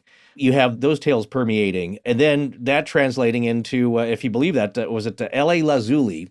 I don't know if you're familiar with him, but he does a lot of studies in kind of a biblical angle on these, with strange beasts, giants, things appearing from the Bible, and a tale from a veteran from the Iraq War who claims that they cornered a large wild man giant about 14 to 15, 18 feet tall that killed one of their men while out on patrol, and was eventually killed by them and carted off in large cargo nets under a Chinook helicopter. So those kinds of legends exist to this day of giant wild men, but in varying forms of visage. Some more human-like, some more or beast and shaggy, some somewhere in between. And certainly that's the impression I get, was that some tales that you get from people who observed them, they're much more animal-like than human, but human enough with some of the reports. There was one report that was kind of famous, I think from the 60s or 70s, where a guy confronted what he thought was a female Sasquatch of some type, and he had his rifle with him. He was out hunting, but he said just the impression he got was he was too human to shoot at. William Rowe. That's it. Yeah. That's Yeah. it. Yeah. It's a very important case in terms of establishing the historical delineations Yeah. here. But yeah, to your point, William Rose said again, he thought, is this a person in a suit? What is this thing? If I shot it, I might have been committing murder. Yeah. What's fascinating to me is that you have not just a linear evolution of both physical beings and also an evolution of folklore as it transmogrifies throughout the ages, and the tales are handed down, and some things stick and some things change, and then it boils. You're in a crucible of the same story elements and tropes and the same character ideas, but you have simultaneous evolution and maybe de-evolution and stagnation of the same types of biological creatures, and that you have human-looking giants, you have ape-like giants, you have human-looking little people, you have ape-like small people that are more like primitive humans. It's just a smorgasbord of strangeness that has always been reported and possibly still exists. Certainly. When we get around to the William Rowe encounter, we're going to get to that point too here shortly. We can point out that sometimes those lines between the human-like giants and the ape-like or the monsters, they aren't necessarily so well defined, and there's been a lot of confusion about those points. Now, coming back to Beowulf, to your point, my contention would be that Beowulf is a mythology. It's a story. It's a legend, but that perhaps it borrowed, like some of the other mythological instances that we've already discussed, from actual happenings, from actual knowledge, from actual events. There have been interpretations of Grendel as having simply been a berserker, that he was essentially like a barbarian, just a person. But then again, there are other aspects of the story that don't seem to point in that direction. The apparent similarity between Grendel and the idea of Sasquatch as we recognize it today was not lost on John Green, for instance. And I want to share a passage from John Green writing about this in his book, Sasquatch, or On the Track of Sasquatch. He wrote, one of the most startling Sasquatch stories is none other than the most important survival of ancient Anglo-Saxon literature, the Beowulf epic. The dragon in Beowulf's final adventure is outside my field of study, but the giant Grendel and his mother sound like Sasquatches. Their habit of snatching up the warrior sleeping nearest the door in the great hall whenever they were hungry is somewhat more bloodthirsty than any story the Indians tell. But there are similarities of method nonetheless, and their homes reached by diving under the water checks with a few modern reports of hairy giants diving into lakes. Now, as we can see in this passage, John Green, in mentioning the dragon, is actually pointing out the more mythical, elements, I think, of the story that certainly make this and place it, firmly in the camp of, an epic tale, a story, a fiction narrative. But with that in mind, I would like to try and again, I've written even further about this. And in fact, there's a manuscript in the works right now. I'm hoping to really expound on this, but there's a tremendous amount of research, and I've already been working on it for a few years, and who knows how many more it'll take to finish this. But this isn't all just what I do in my spare time. There's, of course, a manuscript I'm working on here. I just cannot wait to read this, by the way. I can't believe you divulged that. I'm so glad you shared that with our listeners, because that's just awesome. And it's so awesome of you to come on tonight and share some of this research, which you have not published anywhere else. This is a worldwide Micah Hanks exclusive right here, a lot of this information. So thank you so much, man. It certainly is. And again, full disclosure, I wouldn't have it any other way than to share it with you guys, because I have a mutual respect for the research that you guys do and the effort that you put into what you do. And so this is the perfect kind of a format to discuss some of this. But yeah, a lot of this I have never even spoken about elsewhere, and it's definitely very special to share it with you guys. Awesome. In my other writings about it, in my future writings about it, I hope to also get into some of Tolkien's analysis of Beowulf and, look at what he had to say about it. But for the purposes of the conversation, let's safe it to say that there are some interesting aspects of the Beowulf story, and I'll just try to very briefly cover some of these. For instance, and this is another text where, if you look at Haney's translation, you have the Anglo-Saxon alongside his translation. And so what I did was I actually did my own translations of certain passages. I'm not good enough at Anglo-Saxon. I don't profess to know any of it, but with modern translation software, you can do an awful lot. And so I did certain passages to try and see if there were words and combinations of words that might have alternative meanings.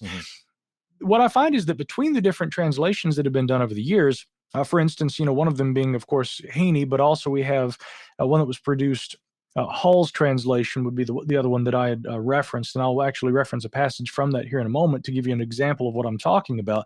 But there's remarkable consistency between the general terminology in these translations. And so one term that comes up in the Anglo-Saxon that's consistent, that has interested me, is the term skeadugenga, which essentially translates to mean night walker or shadow mover. In other words, they're describing Grendel as being nocturnal. Okay, so Grendel's larger than a man, but essentially in the shape of a man, maybe a little more beastly in appearance, and he's nocturnal. He's a shadow goer. We also have, for instance, terms that appear, or expressions, the passage, again, I'm going to quote here from Hall's translation.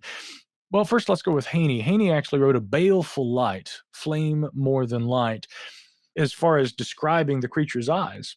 When Grendel actually appears at Heorot, and he's coming in and he's snatching up people and, devouring the soldiers, and the men who are sleeping there in the hall, and Grendel's about to, do battle with Beowulf, he describes the eyes glowing in the dim light of the hall.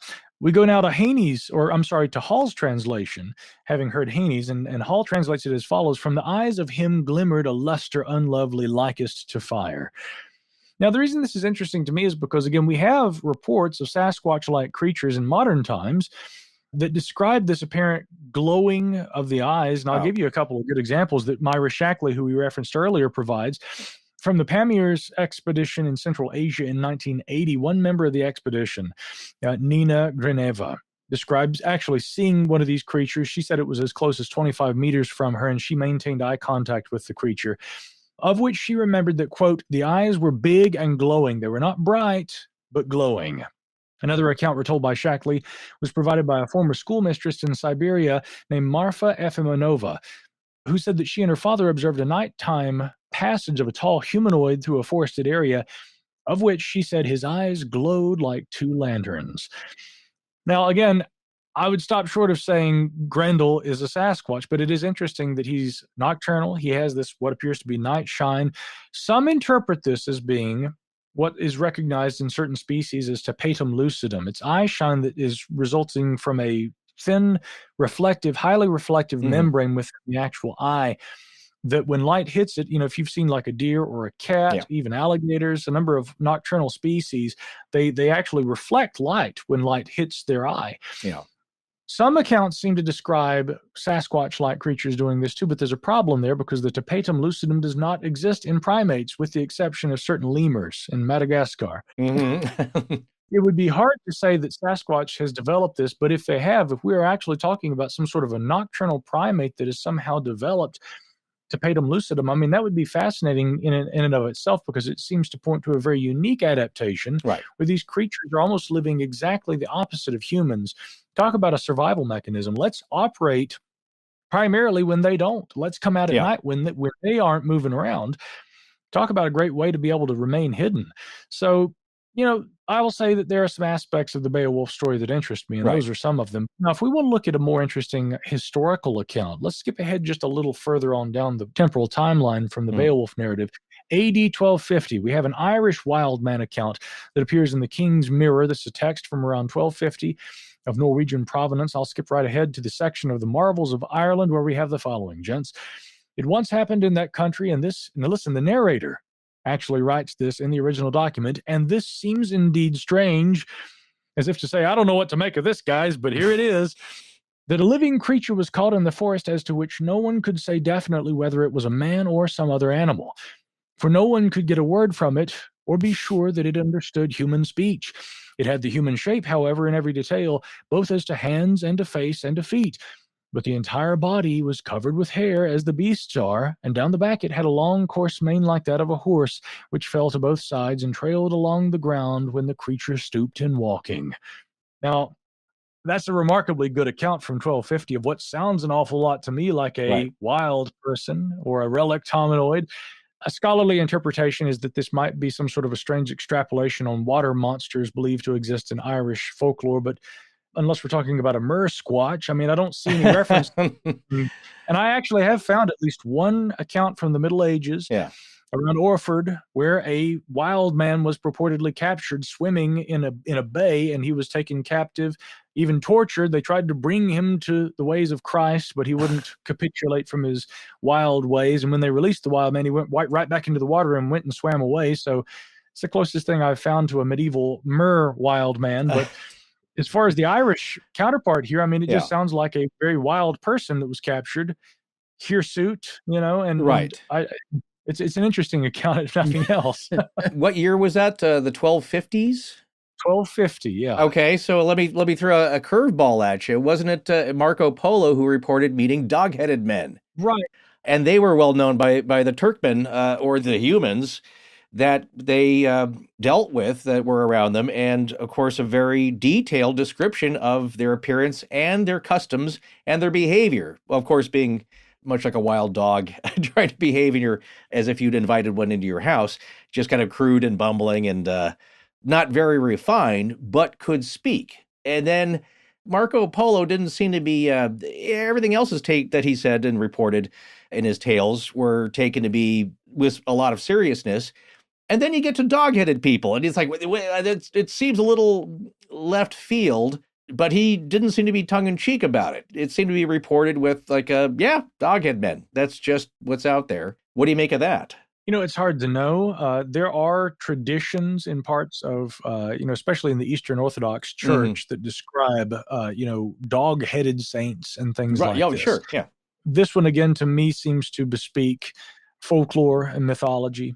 And it has a bit of a flair that seems to, stem from some of their travelers' tales of earlier times, prior to Marco Polo's times. But I will add to this that there are certain similarities I'm reminded of, like, King Lycaon, and some of the Greek mythology that involves men transforming into wolves, and hence, the idea of lycanthropy.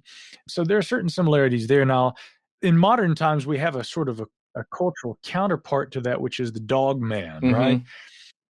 I have a hard time putting much stock in the idea of there being an actual canine-like hominoid that exists apart from Sasquatch. And I've heard Lauren Coleman and others talk about this, and Coleman seems to be spot on with it, that, he says, I respect Linda Godfrey, for instance, who has written tremendously about she's been this. on I our do show. too, by the way. Yeah, she's been on our show. But I think she's a fantastic researcher, but to quote or to paraphrase Lauren Coleman talking about Linda's research, he has said, I think that really she's reading into what sound to me like reports of Sasquatch.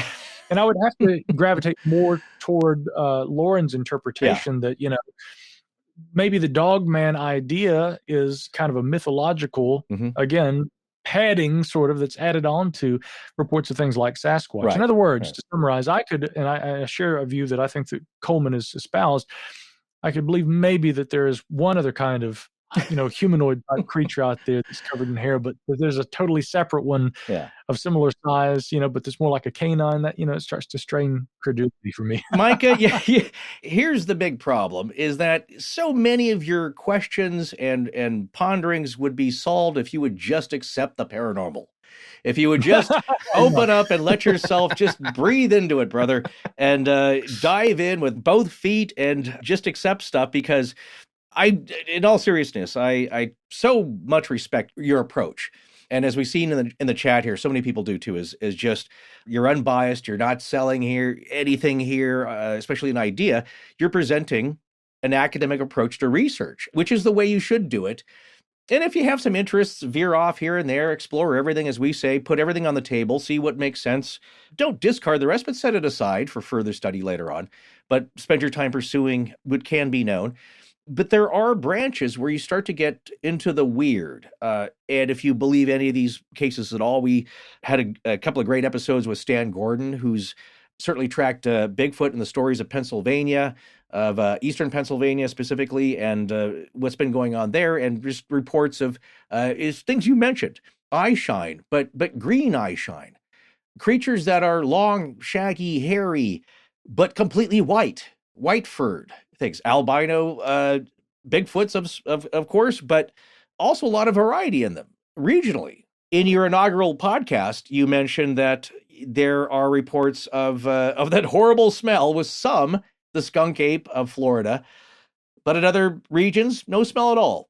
Never a pleasant smell, but different descriptions of possibly a multitude of subspecies in different descriptions. And now, of course, some people could be mistaken. These aren't often that close or clear as your guest, was it David Gordon? David George Gordon. David the George Gordon. naturalist. Would you try and just get good data? And I love the approach because it was all about like, if more people would just try to collect good data with good scientific methods, we'd understand a lot more. We'd have a better knowledge base about this. But he said, I think I like to say, you're often panicked if you see a large, hairy man in the woods that's about 6-7 feet tall running maybe beside your car. Your first thought is like not to get out your notebook and No, sorry. Could you pee in this cup, please? like or not, some scat would be nice. Some scat would be terrific. I'll just leave this here and be back. I'm gonna walk. I'm gonna look the other way. Just we'll give you some privacy. Yes, I guess my point is you can veer off to that where it starts to get a little more folkloric and wild and weird. But I believe some of these people are describing something strange about the phenomenon. And of course, I admit it's much harder and maybe not productive to take a scientific look at that because we just don't have the tools for that. Well, a couple of points. And again, I think that it will become fairly evident the influence that Loren Coleman has had me over the years. I've met Loren many times and, consider him a friend, in fact, and truly a mentor in a lot of ways. Even though when I was really young, we used to correspond a whole lot more than we do now. I ran into him at an event a few years ago and everything. We got a picture taken together and hung out for a bit. But I mean, we're overdue for a serious catch up because he really, heck, I'd take a mustard at this point, to tell you the truth. But I mean, he is someone who has had a profound influence on me in terms of the way he approaches things, from his, indigenous American interests and his, chronicling of ethnology in relation to this. And he actually early on co-authored a book with Jerome Clark called The Unidentified that sort of approached a more what Jacques Vallée did with Passport to Magonia for ufology. I think really that book, Clark and Coleman writing together, they were looking at things like Sasquatch and UFOs sort of through that lens. In which case, I actually find it to be an important book, but I also recognize it for what it is. And Coleman, of course, today says, I don't endorse the premise that, Jerry and I lay out in that book any longer. Coleman in more recent years, and in fact, actually probably since at least the early 2000s, if not earlier, has always said, look, we should begin by looking at Sasquatch as a biological reality. And we move up the scale from there. Now, I would maintain, hey, I'm interested in all different claims regarding the paranormal to some extent. But I mean, as I've gotten older, I've really narrowed it down to two: UFOs, or UAP as people like calling them now, and Sasquatch, or relic hominoids. I don't necessarily see any connection between those two phenomena. Stan Gordon, who you mentioned, he has kind of long advocated that maybe there are certain crossovers. I saw a study by economists a number of years ago that saw a crossover there. But what it was that the sightings, and in terms of the geographic distribution, where sightings of Bigfoot and UFOs occur, tend to overlap. Yeah. But, an economical perspective, to economists looking at this, they say the reason for the overlap is simple. It's that people see these things, and wherever you find people, you're going to see sightings occurring, right? Yeah. Now, again, coming back kind of to Coleman's idea, I would say that although I'm interested in other ideas, and I'm open to other possibilities, we can't explain a lot of, alleged paranormal phenomena. We don't have any understanding of the mechanism that will facilitate, things like, interdimensional travel, portals, stuff like this. And so the problem I have, and that I raise, my observation at least, as far as, those who would presume that Sasquatch must be paranormal, I would say you're trying to use an unexplainable quantity to explain another unexplainable quantity. And in this case, in my opinion, and take that for what it is, but two negatives don't make a positive. Therefore, if we proceed with the possibility that there's a biological reality, and that hypothesis ends up holding true later on down the road, we will have saved a lot of time and effort and energy chasing after a phenomenon we don't understand and trying to explain it through the lens of other things we don't understand. Yeah. Because that's not going to really offer an explanation. It's just going to be more conjecture. Right. So I proceed with the understanding I have, and of course my interest in history and anthropology, and I say, let's work from that base first and make our way up from there, and hope maybe, if we're lucky, that Sasquatch will fall somewhere into that general framework, which I think that there's a very strong case to be made that it does. You could say ghosts leave evidence, other paranormal phenomenon does. Certainly a lot of people think UFOs have, with the Delphus ring and some things left behind, radiation, scorch marks, things like that. They leave an imprint in our physical world But more so, Sasquatch does, footprints. And this is what's odd. We've taken some very good footprints, I think, that are at the least anomalous and not faked by a guy wearing giant carved wooden feet on his shoes. Some things that are pretty amazing. I believe fully in the PGF as being authentic, but it stops there. So this is the big question with a large primate that apparently a lot of people claim to have seen. We haven't really gotten any solid fur evidence or scat. And I think that was the two things that most animals leave behind. On the other hand, as you talked about in your first podcast, is that it took 5 years or so for a team of biologists to actually find traces of the grizzly that they were trying to study, which is a well-known creature, but just tracking a large animal is not as easy as a lot of people would like to think it is, and would use that as an excuse that it doesn't exist at all. But to your point, start with the footprints, and this is at least something that, even if you want to believe that it is interdimensional in a way, and of course that's another big diversion of belief, in that a lot of people do believe there's some element, and maybe that's why we don't ever see any further traces of one, or they're a carcass, or they're dead, or other physical traces that somehow they just kind of vaporize after a little bit, especially after a sighting. But we do have, you can't, I agree, you can't go any further with that with any kind of measurement, but they do make an imprint physically in our world that people have reported on, and you can start there.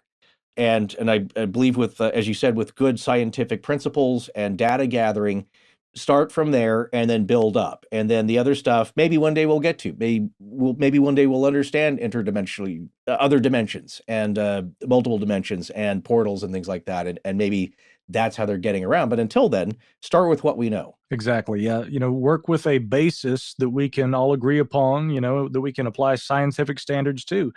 And, I'll quote a couple of fantastic anthropologists briefly, Dr. Jeffrey Meldrum, who I've, had the benefit of having ongoing dialogue with. We did a 2-part episode for the Sasquatch Tracks podcast, which I produce, about this topic.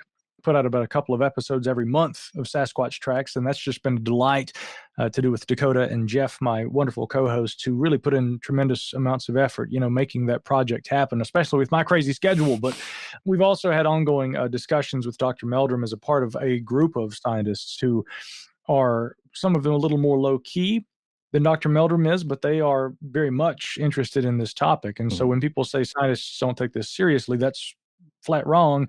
There are many who, unfortunately, on account of the cultural stigmas that are applied towards Sasquatch, they are hesitant to become publicly involved, but they nonetheless absolutely maintain an interest. And of course, I respect their privacy, and their choice to remain behind the scenes for the time being. But I hope that we can engage in this dialogue in a way that they won't continue to have to feel that they must remain behind the scenes, and that maybe they can begin to engage this topic and do so feeling secure, and also with the understanding, mutually with the public, that this is recognized as something that indeed there is far more evidence perhaps in support of. It's not just a crazy idea or just folklore. Yeah. And to the other side of this, again, coming back to Dr. Meldrum, he's often said, listen, there are footprints, no doubt many of them are hoaxes, but all it would take would be one footprint actually left by one of these creatures. If we could suppose that as little as one were real, then we're talking about a biological reality. And as Myra Shackley, who I will continue to reference because she was one of the fantastic females of hominology and someone who I just, again, have unending respect for with her writing and research, being one of the few archaeologists who got involved in all this, she very eloquently put it like this: myths and folklore don't leave unidentifiable footprints. Yeah. That's the clincher right there. I want to get into talking with you guys too a bit about some of the North American aspects of this and how we can kind of establish the history of Sasquatch in North America beyond 1958. But if you'll indulge me, may I share one more medieval account that's really interesting? Absolutely. No, again, these are the stories you don't hear about, or not many people are familiar with, including us. And these stories give you context, and that it takes away the easy, as I said at the beginning, the easy explanation is like, well, this is a pretty modern phenomenon. It's just a bunch of hoaxers, and then we don't know about this from the past because it wasn't happening before TV and the $6 Million Man and all his popular culture that was now passing it around, which again, that fueled people's imaginations, and that's why they're seeing them now. There's nothing real to it. It's that I believe they've always been seen. depending on who you talk to. Yeah, and this, what I'm offering, these historical accounts, I realize that, a skeptic may, review these and say, okay, well, wonderful legends involving what we've already recognized for quite some time, myths and traditions involving wild people, but this isn't evidence of Sasquatch. I completely understand that the skeptic will generally view these through that lens. Now, there are some problems I would find with that. Of course, I think that they probably are leading with the presumption, well, we know Sasquatch doesn't exist, therefore, what could these accounts possibly entail, since we know they aren't Sasquatch, right?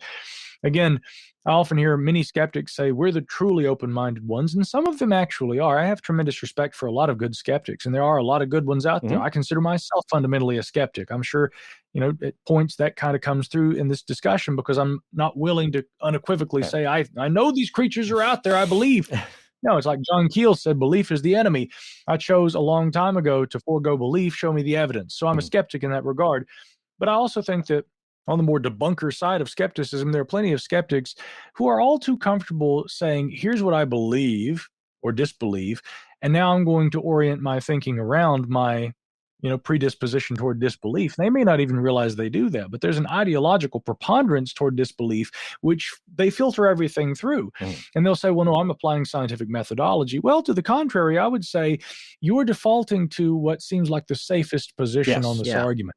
Whereas actual science is being done by the Jeffrey Meldrums of the world, the Myra Shackleys of the world, the people who are going out there and putting their bums on the line, getting in the field, making castings, spending, weeks on end in the forest, talking to potential cranks, crazies, weirdos, and crackpots, but trying to get to the bottom of establishing an understanding through the accumulation of evidence. I mean, there's a real big difference between doing actual field work, going to school and studying anthropology, really trying to apply science, and then falling back on the very simple disposition of show me the evidence. I mean, you can argue that all day, and it's hard to argue against it. So I do sympathize with the skeptics in that regard, but I also think that at times, not always, but sometimes, there's a bit of intellectual laziness. Oh, well, I know what my argument is. Now you guys prove the extraordinary claims. There are many scientists who are trying to do that.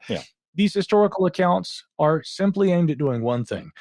There have been instances where I've seen skeptics say, there's no evidence in the historical record, therefore we know it's a modern phenomena.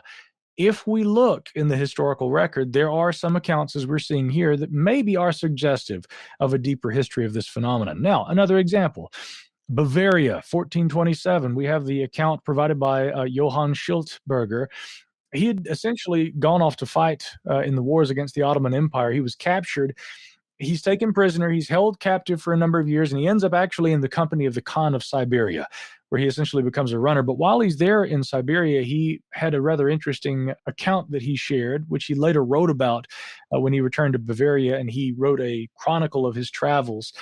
And this is the account that he gives us from that period. On the same mountain, he's talking about a mountain, which is at the other edge of a desert, which they call in that region the end of the earth, which I take to be the Gobi Desert. But he says, on the same mountain, there are savages who are not like other people, and they live there. They're covered all over the body with hair, except the hands and face, and run about like other wild beasts in the mountain, and also eat leaves and grass and anything they can find. The lord of the country sent Edigi, a man and a woman from among these savages that had been taken in the mountain, or rather sent to Edigi, rather. This was the location that they were sent to.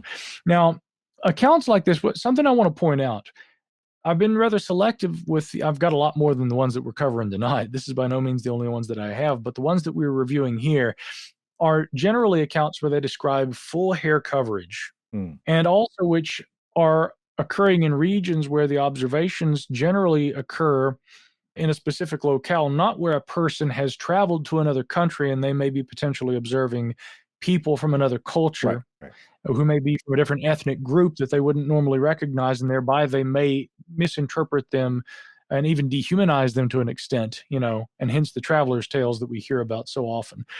In the cases I've tried to provide up to this point, we're talking about people who go to a region, and in that region, they recognize that there's another kind of people who live on the fringes in very remote areas. These people described as living fairly, subsisting off of the land, mostly off of plant matter like other animals, but also featuring essentially full hair coverage. And in the account that Schiltberger gives us, again, he says, They are covered all over the body with hair except the hands and the face, and run around like other wild beasts in the mountain, and also eat leaves and grass and anything they can find. So it doesn't sound very much like he's describing just some people. Yeah.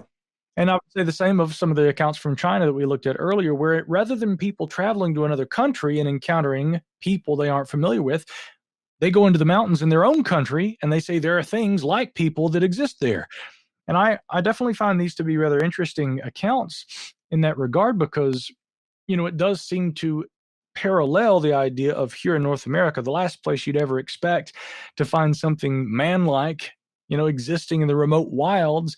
And yet this is the exact sort of narrative that is presented. People say that they go into the mountains, oh my God, and I saw a Sasquatch, right?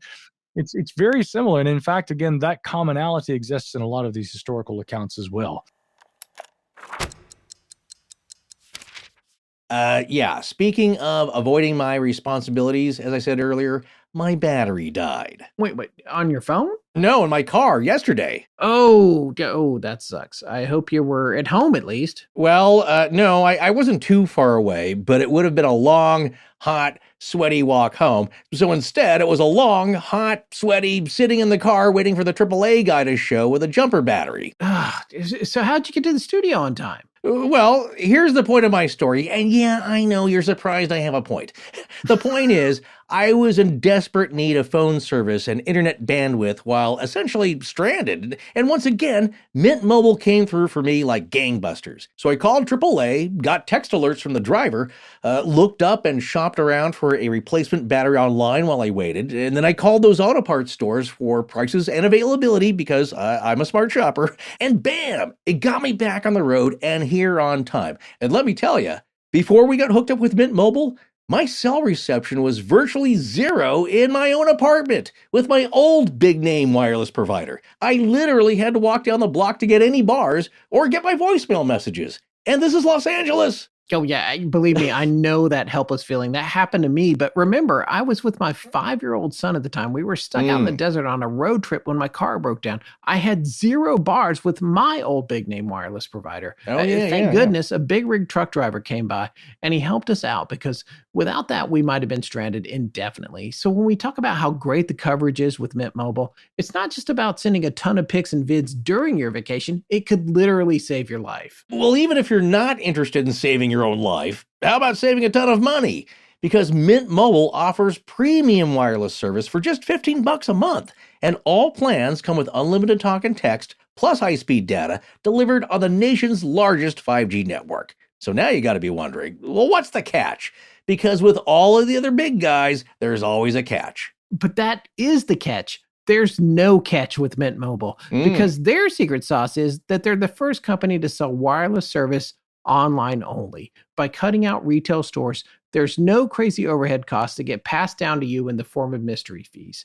Instead, Mint just passes on sweet savings direct to you. And if you're not 100% satisfied, Mint Mobile has you covered with their 7-day money-back guarantee. There's nothing to lose, except for those outrageous fees. So what are you waiting for? To get stranded and find out for yourself? To get your new wireless plan for just $15 a month and get the plan shipped to your door for free, go to mintmobile.com/AL. That's mintmobile.com/AL. Cut your wireless bill to $15 a month at mintmobile.com/AL.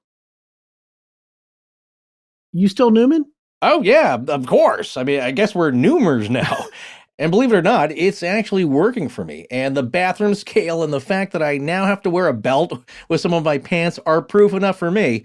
And I don't look and feel like Alfred Hitchcock when I see my profile. To be fair, you've never looked like Alfred Hitchcock. Oh, well, I could. I'm not sticking it out enough, but I can. Yeah. What I'm just going to say, when we're in our 30s or 40s, we never had to worry about what we ate so much or how we looked. We're pretty lucky in that regard. So we just did as we pleased. But man, as the folks our age out there can attest to, once you pack it on, it's so much harder to take off when you're older. Wait, are you, sorry, you wrote this copy. It's like, is this all about how much older we are and how we're heavy set? Is that what's happening? Yes, that is. That is exactly what it's about. And the fact that when you put on pounds when you're older, everybody will tell you it's harder to get off. Well, that is the truth. But here's another truth. Part of that problem is that we never gave much thought about what, how, or when to eat. And those lifelong habits aren't doing us any favors if we expect to live healthier, lose weight, look and feel better as we age. And that is the secret to Noom. Here, let me take a quick poll. How many people out there have tried a bunch of diets of the day and then they work for a while, but then it was too hard to keep up all the time and still enjoy your life? So you slacked off and you gained all the weight back and maybe more. Let's see, 10, 20, 30, 50. Wait. Are you pretending to count the hands of listeners you can't even see right now? We're on microphones. Yes. Come on. Yes, I am, because I'm confident I already know the answer. Most people have. But that is the secret to Noom and why it works, because it's not a diet.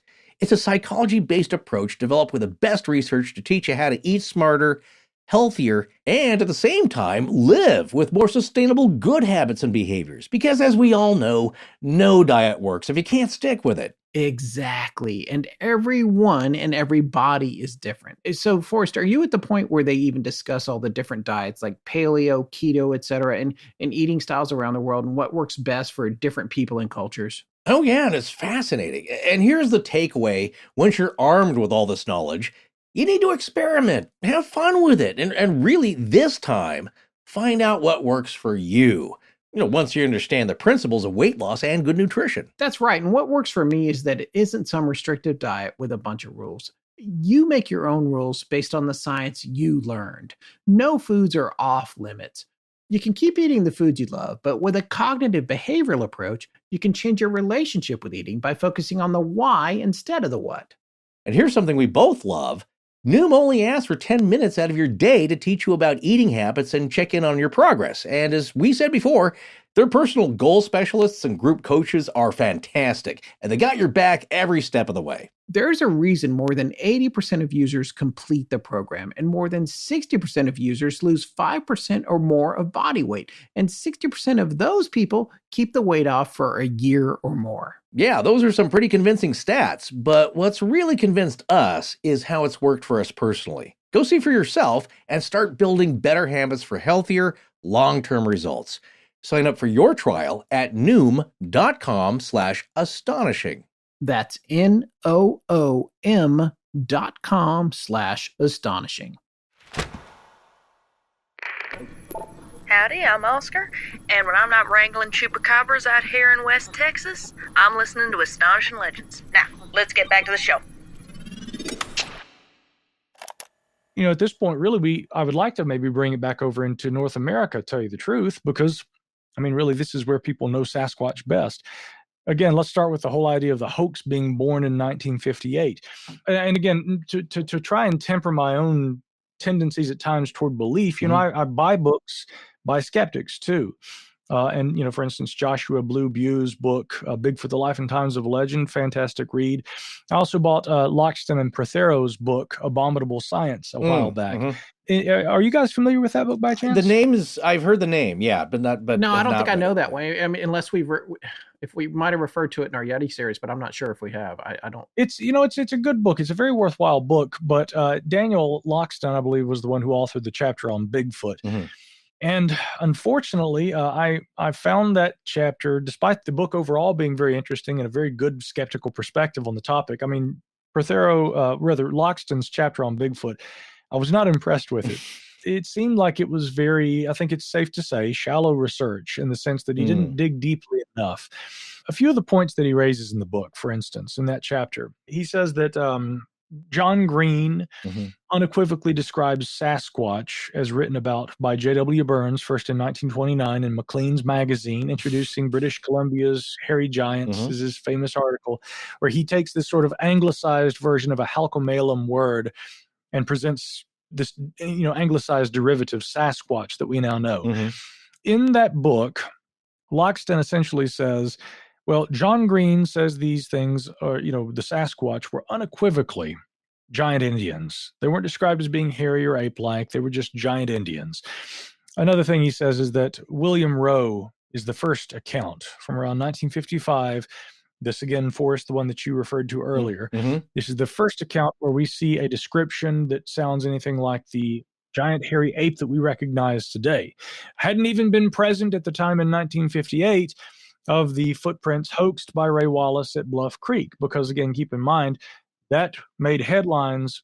William Rowe comes forward with his story thereafter, and I believe it was first published in the Vancouver province, his account of meeting a female Sasquatch there on Micah Mountain. Yeah. Yep. That's right. That's where it actually occurred, Micah Mountain. Another assertion is that, of course, the Patterson-Gimlin film also depicts a female Sasquatch, and therefore, in Loxton's view, the William Rowe encounter is extremely important because this is not only the first account we have of a ape-like creature that really creates Bigfoot, but this is also, no doubt, the inspiration for the Patterson-Gimlin hoax. Okay, so these are some of the points in that chapter, and I'm thinking, my gosh.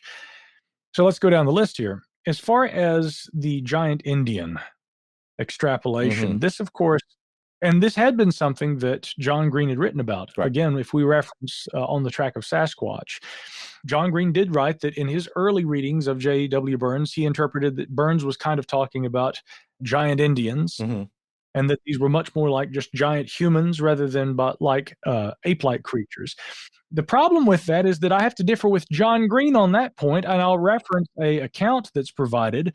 If we go back to J.W. Burns' initial article, right, from Maclean's Magazine, 1929, we have an account that was published in that first article, and it was provided by a man named William Point, a resident of Agassiz, who, along with his girlfriend, was walking down a railroad track, and he wrote to J.W. Burns, and this is verbatim the account that appears in that first article. We were walking on the railroad track and within a short distance of the orchard when the girl noticed something walking along the track coming toward us. I looked up but paid no attention to it, as I thought it was some person on his way to Agassiz. But as he came closer, we noticed that his appearance was very odd, and on coming still closer, we stood still and were astonished, seeing that the creature was naked and covered with hair like an animal. We were almost paralyzed from fear. I picked up 2 stones with which I intended to hit him if he attempted to molest us, but within 50 feet or so, he stood up and looked at us. He was twice as big as the average man, with hands so long they almost touched the ground. It seemed to me his eyes were very large, and the lower part of his nose was wide and spread over the greater part of his face, which gave the creature such a frightful appearance that I ran away as fast as I could. So, covered in hair all over the body, long arms that almost fall to the ground, a wide nose that covers half the face.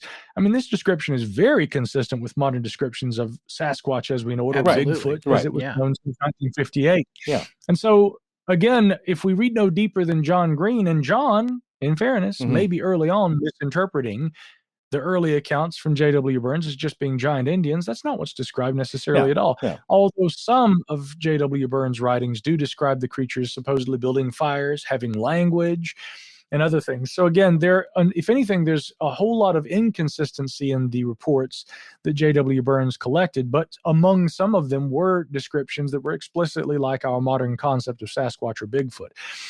Moving on to the next point, the idea that William Rowe had been the first to describe an ape-like humanoid. Well, here again, if you read into chapter 2 of John Green's book, he describes the Ruby Creek incident, which occurred in the 1940s. Right.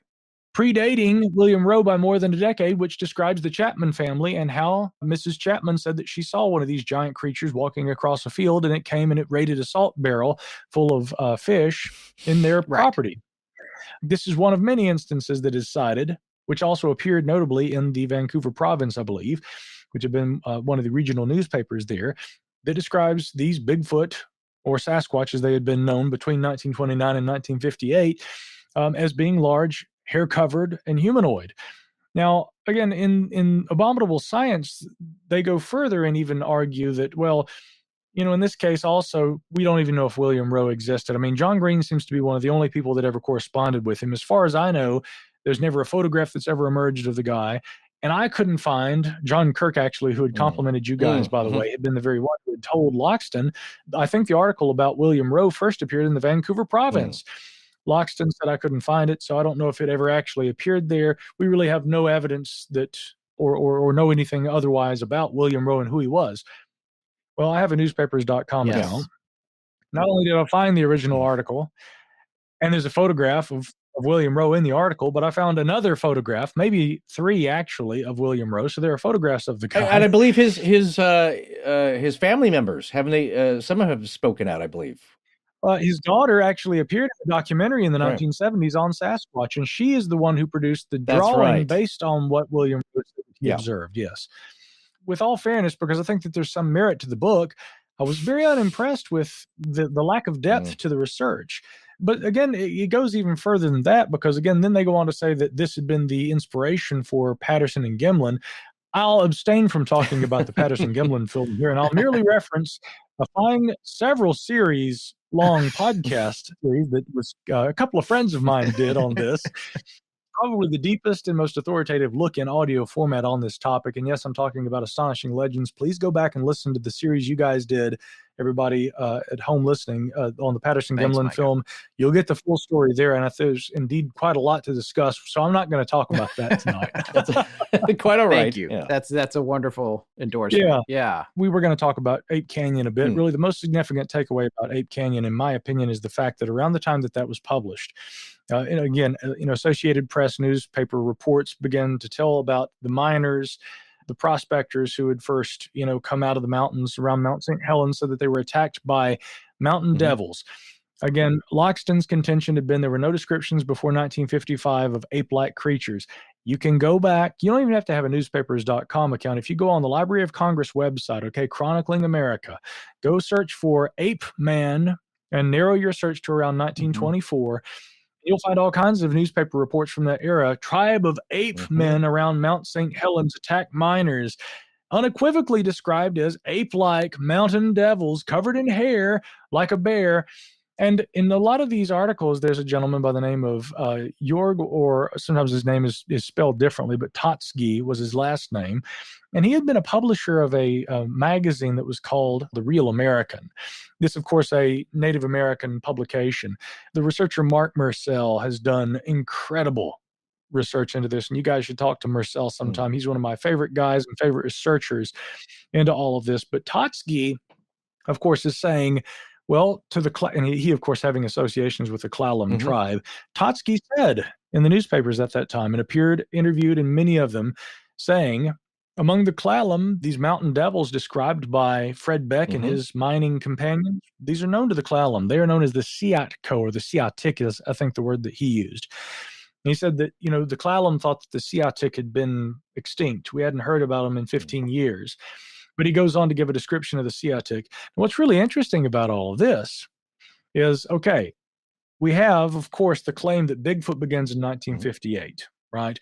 And that prior to 1950, well, really after 58, because that's when William Rowe comes forward with his story, but he claims it happened in 1955. Right. Really, we have no descriptions of an ape-like creature like Sasquatch as we know it today prior to that. That was the claim by the skeptics. Not only do we have a story like this, okay, numerous stories like this prior to 1958 and even 1955, reference the Chapman story. We can go back to 1929 when J.W. Burns first wrote about Sasquatch, and we see remarkable consistency in the description given by William Point. We go further back to 1924, and Fred Beck and his companions describe ape men that attacked them. We have Totsky describing the Siatik. And then if we go all the way back to the 1850s, this is the most fascinating aspect of all of this to me. One of the earliest ethnological accounts related to the Siatik or Siatko that appeared in writing was written by George Gibbs, a naturalist and ethnologist who had initially gone out to California during the gold rush, but ended up staying and doing incredible work as a anthropologist and ethnologist.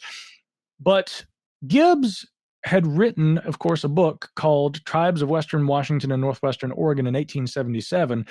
There's no mention of Sasquatch in this book. And in fact, I want to quote another anthropologist, Wayne Suttles, who in 1972 wrote a great paper on the anthropological track of Sasquatch, I think was the title of this paper.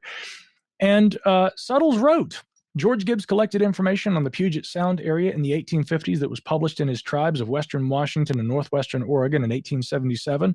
In the body of this work, there is no mention of Sasquatch-like beings, and there is in the appended dictionary of the Nisqually, in the Nisqually English section, the entry on the Siatko, a race of spirits who haunt fishing places.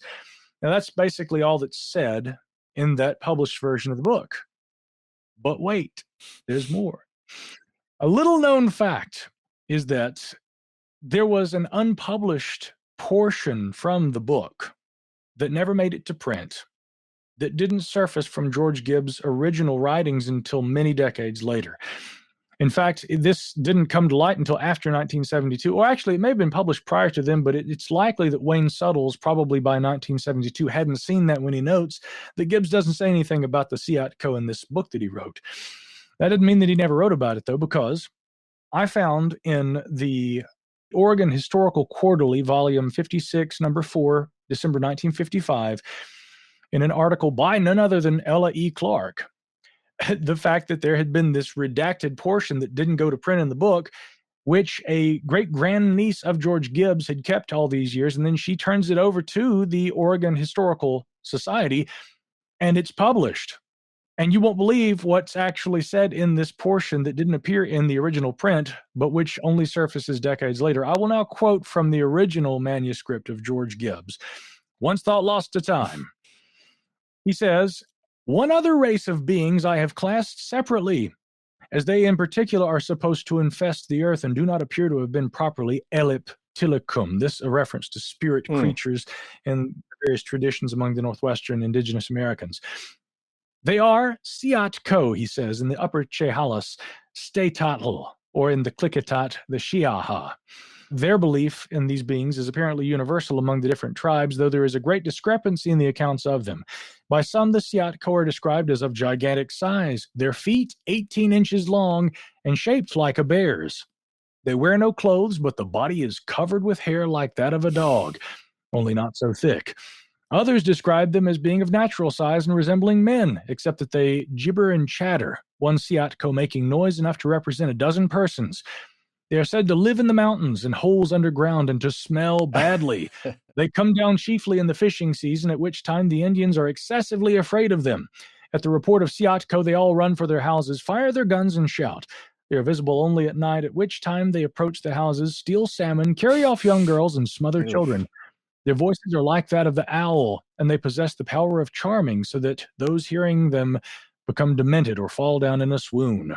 A Klickitat informed me that he believed that they were not elliptilicum or of the demon race, but came afterwards, and that part of them are still men and dwell beyond the mountains, where they hunt and are very hospitable, while the others steal at night. They are sometimes seen spearing fish themselves. Now, that's the account from George Gibbs that didn't originally appear in the publication of his book, but which the original manuscript retrieved later conveys. But guys, finally, here we also have, going all the way back to the middle of the 19th century, a very elaborate description of the same thing that Totsky is describing in 1924, which he's saying this is what the miners at Ape Canyon saw, the Siatko. So as far as the American history of these creatures going beyond 1955, I actually would argue there's quite a lot of information about these things. And here again, as we see with George Gibbs' account, remarkable consistency. Right. Hair coverage all over the body, size, the length of the footprint, the odor, a lot of tremendous similarity to our modern concept of Sasquatch. I don't think you could have drawn a clearer line. And correct me, did you mention how it was Burns, right, who applied the term Sasquatch through his experiences? Yeah. Right?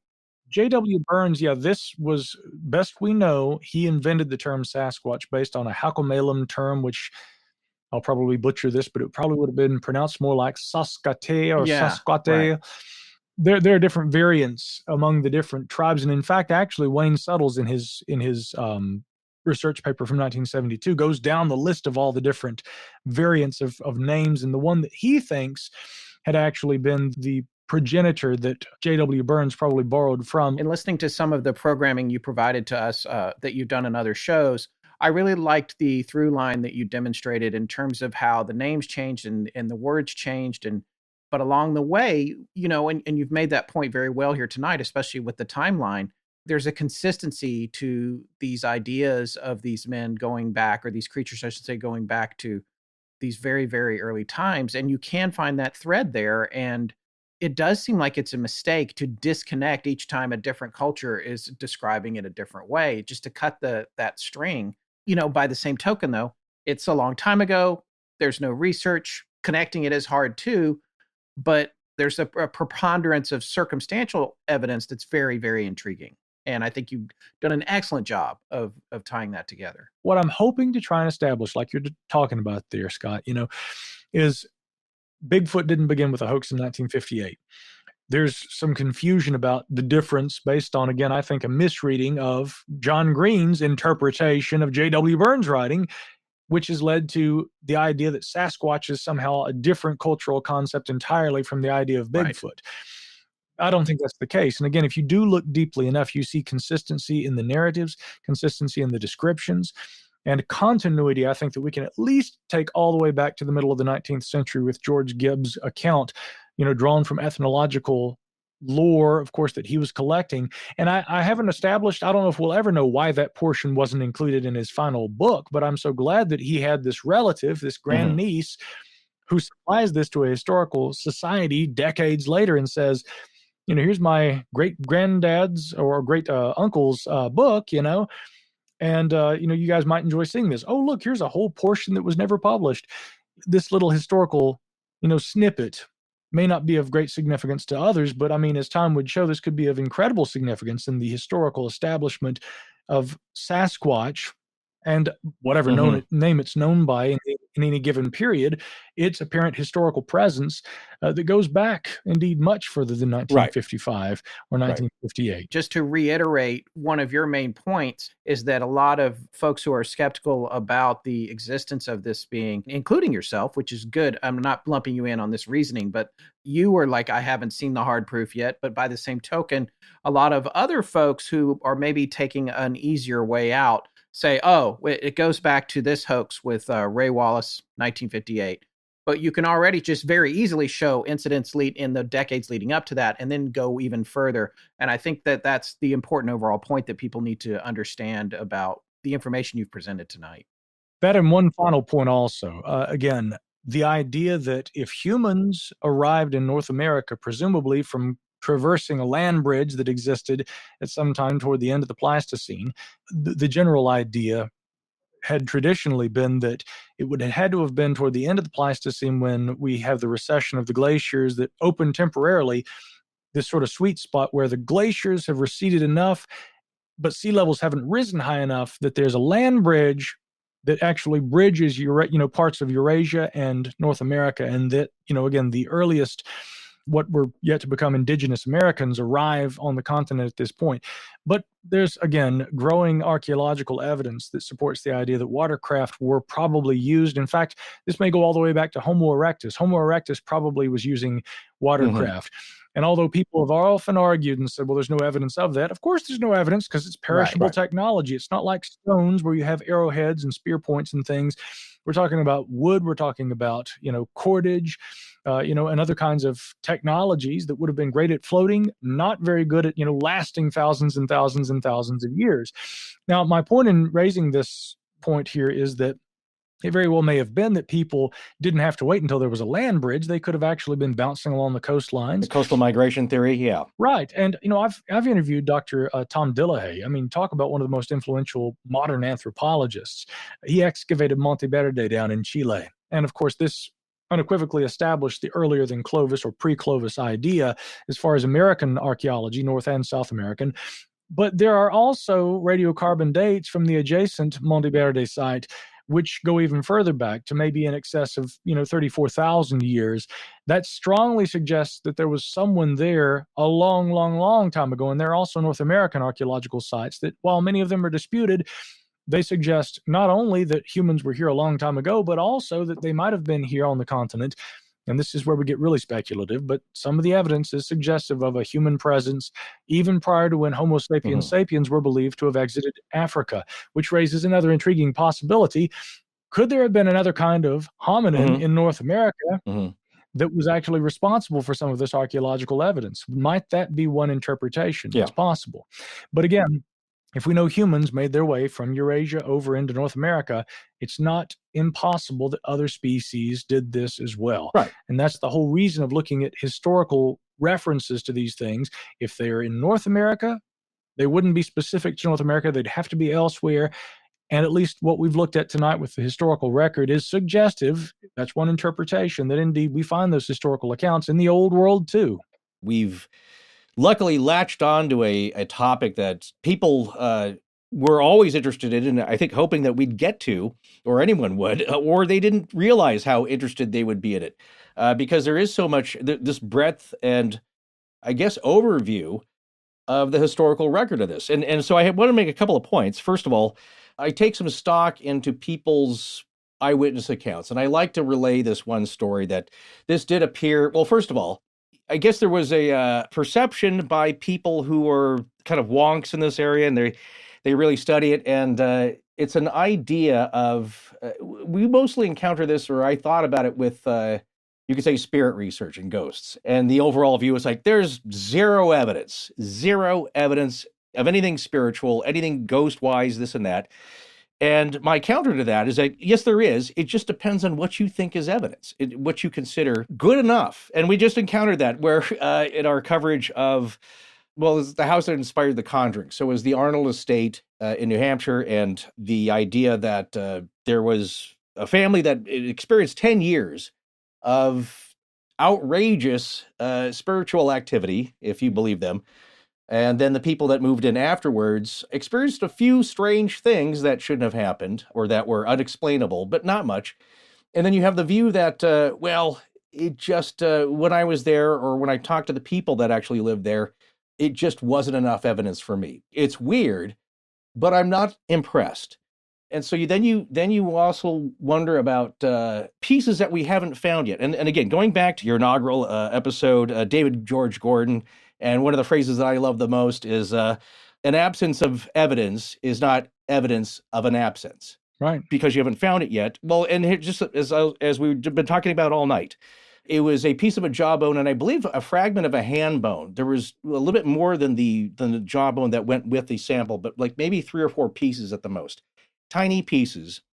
And it's accepted now that Gigantopithecus blacki was a real thing, and it was this huge. Whereas people don't want to believe that an ape could be 9 feet tall. That's monstrous. And that it could have lived. It could be extant.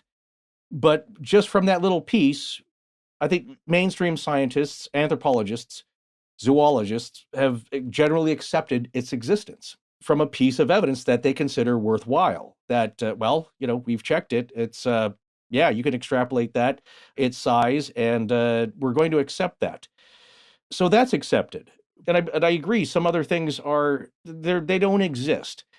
So it's like with any bit of history beyond the pieces that we have, and we came across this with, I always thought it was fascinating with our Göbekli Tepe research, and that archaeologists were saying, like, well, this was constructed before the invention of the wheel.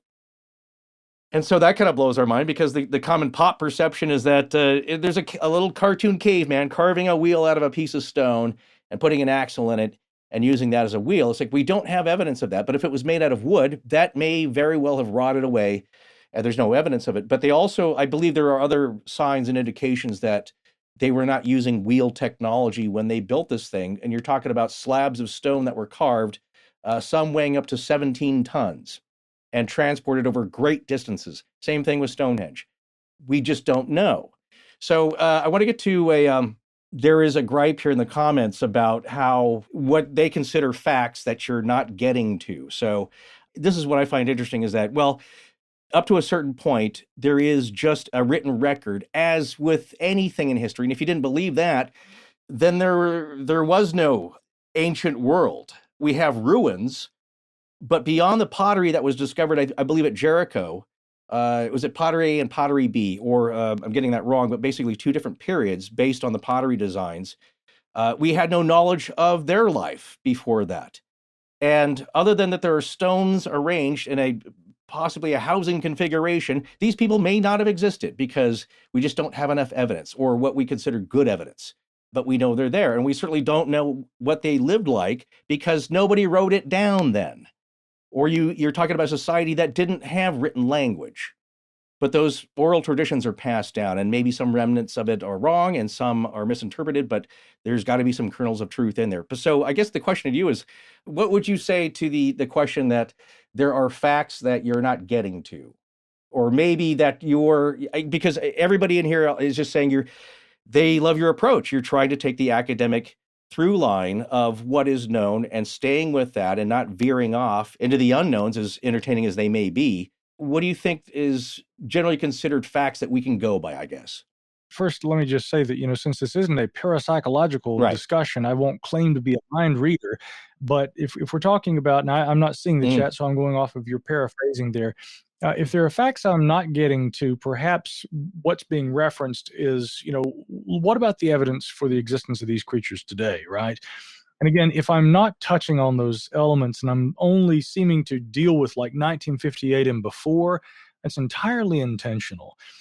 And again, I don't know if this is the answer in response to the question that was being asked, but again, let me just state for the record what I'm trying to look at here. In response to the idea that there's no evidence in the historical record and written accounts throughout history that seem to describe an awareness by people throughout time of something equivalent to our modern concept of relict hominoids like Bigfoot or Sasquatch, what I'm attempting to provide are an analysis of what might be at least good contenders, reasonable contenders, that do support the idea that there's a historical record that does actually recount observations of these creatures in some instances, with, of course, full knowledge of the care one must take in knowing that looking back, travelers' tales, the unfortunate dehumanization of different cultural groups, racism, a number of factors that are present and that are, of course, endemic to human interactions and throughout cultures throughout time, with recognition for all of those, elements, if we're careful and we look at some of these historical accounts, I do think that some of them do describe what certainly would be a good match for our modern concept of the relict hominoid. That's what I'm trying to do.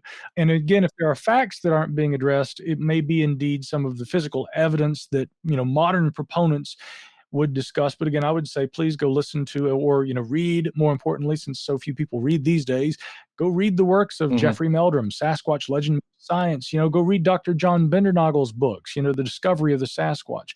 Go read John Green's work. Go read, Peter Burns' book. There's an updated version of his book, The Search for Bigfoot, which he republished and which is available at his website. Which I highly recommend because of the historical value of his perspectives, but also the field research that he was doing. The one book that Renee Day Hendon wrote, co-authored, I believe, with Don Hunter, is well worth the read. Grover Krantz, of course, also wrote about this. He published papers, but he also wrote a couple of books like Bigfoot Sasquatch Evidence is the title that it's available under nowadays. Here's a scientist really seriously looking at this from an anthropological perspective. And there are countless other books that we could name as well. One of them I mentioned also earlier was Chad Arment's book, The Historical Bigfoot. All these are going to provide additional details. And again, there are plenty of facts, but within the purview of this conversation, let me be clear, I'm trying to help establish a possible historical lineage that might help us frame the idea that these creatures didn't just somehow spring into existence through a portal in 1958. And it's worldwide here. And it's just kind of the last thing that... couple of anecdotes I love telling, so I'm going to do it here because podcasting, it can also be an indulgent media form.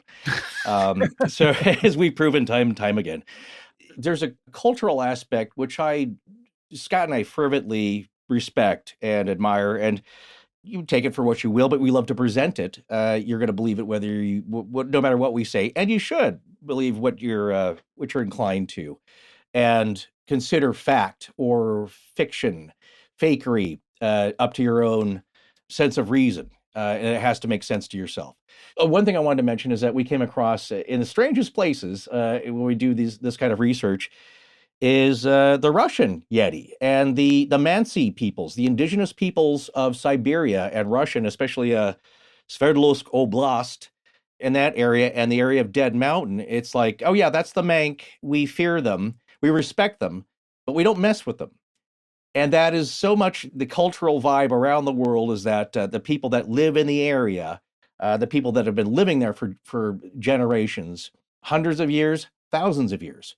In the case of the Nepalese in the Himalayas or the Himalayas, however you want to pronounce it, and looking at what is making these tracks actually. And, I think from my last reading, the Nepalese people, that area was first inhabited by human beings maybe over 500 years ago. Not ancient, but respectably long enough ago that lots of generations have seen all the flora and fauna that are in the area and know it well. And no disrespecting of anyone else that comes in that's not native to the area, but you're trying to tell them what they know about their own area, where you have not lived there for generations and they've passed down the traditions. And the fact is that they've figured out how to survive there. and be a part of the environment and the nature around them and survive in harmony and that time get to know what's there. So two things I want to say though about I guess it's two of my favorite stories. And there is a documentary. Actually, there's two that came out that feature the host Mark Evans, and he has some background in basically an adventure, some background in biology and zoology. I think I can't remember his bona fides, but he's not just a TV pretty face going on these expeditions, but he's determined to go to the places where Yeti evidence, as in hide, fur, finger bones, things that are relics in the Himalayas, and test it for DNA. So there was two documentaries, and he goes to Nepalese people that are living there, the Sherpas, and he talks to them, and he asks about their legends and traditions and their oral stories. And the one that I came away loving is that the one of the elders, he had never traveled to the United States, but he was taken to the Bronx Zoo. And there's some discussion, of course, about the animals that are native to his area. And as they got to the bear cages, somebody who was one of his chaperones or tour guides was saying, like, well, there you go. Now that bear there, that is similar to what you think your Yeti is, right? And the elder, that he's probably at that time, he's probably in his late 60s or 70s, like, that's a bear. I know the difference between a bear and a Yeti, and you're mistaken. That's not a Yeti. And they're like, oh, okay. And as you do respectfully, it's like, okay, well, we'll see about that. And then they get to the gorilla cages, and he goes, that's a Yeti. I've seen that. That is more like a Yeti than the bear, which you're trying to tell me is a Yeti. And my thing is, don't tell the guy what he knows. He's grown up for generations. His people have for 500 years. They know the animals. They know what they've seen. They've heard the cries. They've seen evidence. And I do believe one is not mutually exclusive of the other. You can have something like a Himalayan or Nepalese brown bear with a weird paw print and a weird way of climbing trees, leaving tracks that are befuddling to outsiders that come and they're like, look at that thing. Like, that's a huge, giant, big old toe on that thing. That's not a bear, but it actually is. And so that's Dr. Daniel Taylor's mission with his books and research was to find out what that is with DNA. But that does not rule out something that is more hominin, something that is more bipedal. Even though this bear can walk on 2 feet, and it's been seen doing that, there's something that can be more manlike, let's say, human-like. So that's one aspect that I like, is that basically they're trying to tell this guy what he knows, who's an elder, and it's still not respected. It's just like, it's just old tales, The second thing I like is that the follow-up documentary, and I believe that was called Yeti, Myth, Man, or Beast, which is kind of a follow-up to the first one. So again, that's Mark Evans, and he talks to some people who are kind of in the know, and they're trying to get at DNA. That's the end goal here. So as I said, Denisovan DNA was only discovered 6 years ago. So it's not like it's been around for a long time. They meet up with Reinhold Messner. He's got a sample, and usually these things turn out to be bears or something else. Weirdly, he claims to have had Heinrich Himmler's Nazi bear that he sent them into the area, into the region, to look for this Aryan super hominin. They came back with something which the lead there, Schaefer, had stuffed. Ernst Schaefer, the leader of the expedition for Himmler, had stuffed. So that's the approach of the second documentary, and they are then sending samples back to evolutionary biologist Dr. Charlotte Lindqvist. And here's what I like. So I think what happens in connection with her, and she's testing all this for DNA, with the team that goes to explore this high mountain region where there's a pond of water, and the locals will say, well, we've seen Yeti in the area. But we've never seen anything like a monkey or a gorilla. Certainly that they don't live this high up. They don't seem to exist here. There's nothing for them to eat. It's pretty barren. So what they did was with a biologist, and I can't remember her name, but she was French in origin. They take a sample of water, they strain it for DNA, because anything that would drink out of that pool, walk through it, bathe in it, sit down in it, is going to leave traces of DNA behind. They sift the water. They're very careful about taking samples. They send those back, and the twist is that they find something that is 99% human. Now, what that tells you is that it's not a person. It's not a human that may have drank out of that or washed their hands and or stepped through it.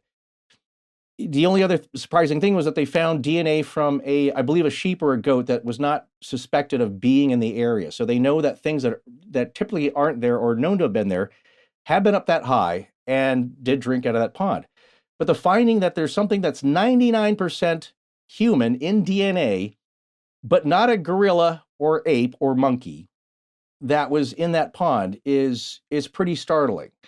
And I think that's a great starting point to finding out. There you go. There's your science. There's your proof, your facts, your evidence. Yeah, and I think that's a more, again, not to say that there isn't good science that is done by skeptics. There certainly is. But I think that what I favor is a more proactive kind of a scientific effort, which unfortunately in this kind of research can be fruitless at times, because people may go out there searching for something, maybe not necessarily expecting to find it, but hoping that they'll find something, and then they never produce any physical evidence, and they have to eventually say, well, after traveling into the heart of the Congo and looking for Mokele Mbembe and not finding actual dinosaurs, I guess I have to presume that maybe this is a less likely possibility than I had once thought it was. I mean, again, that's just one example.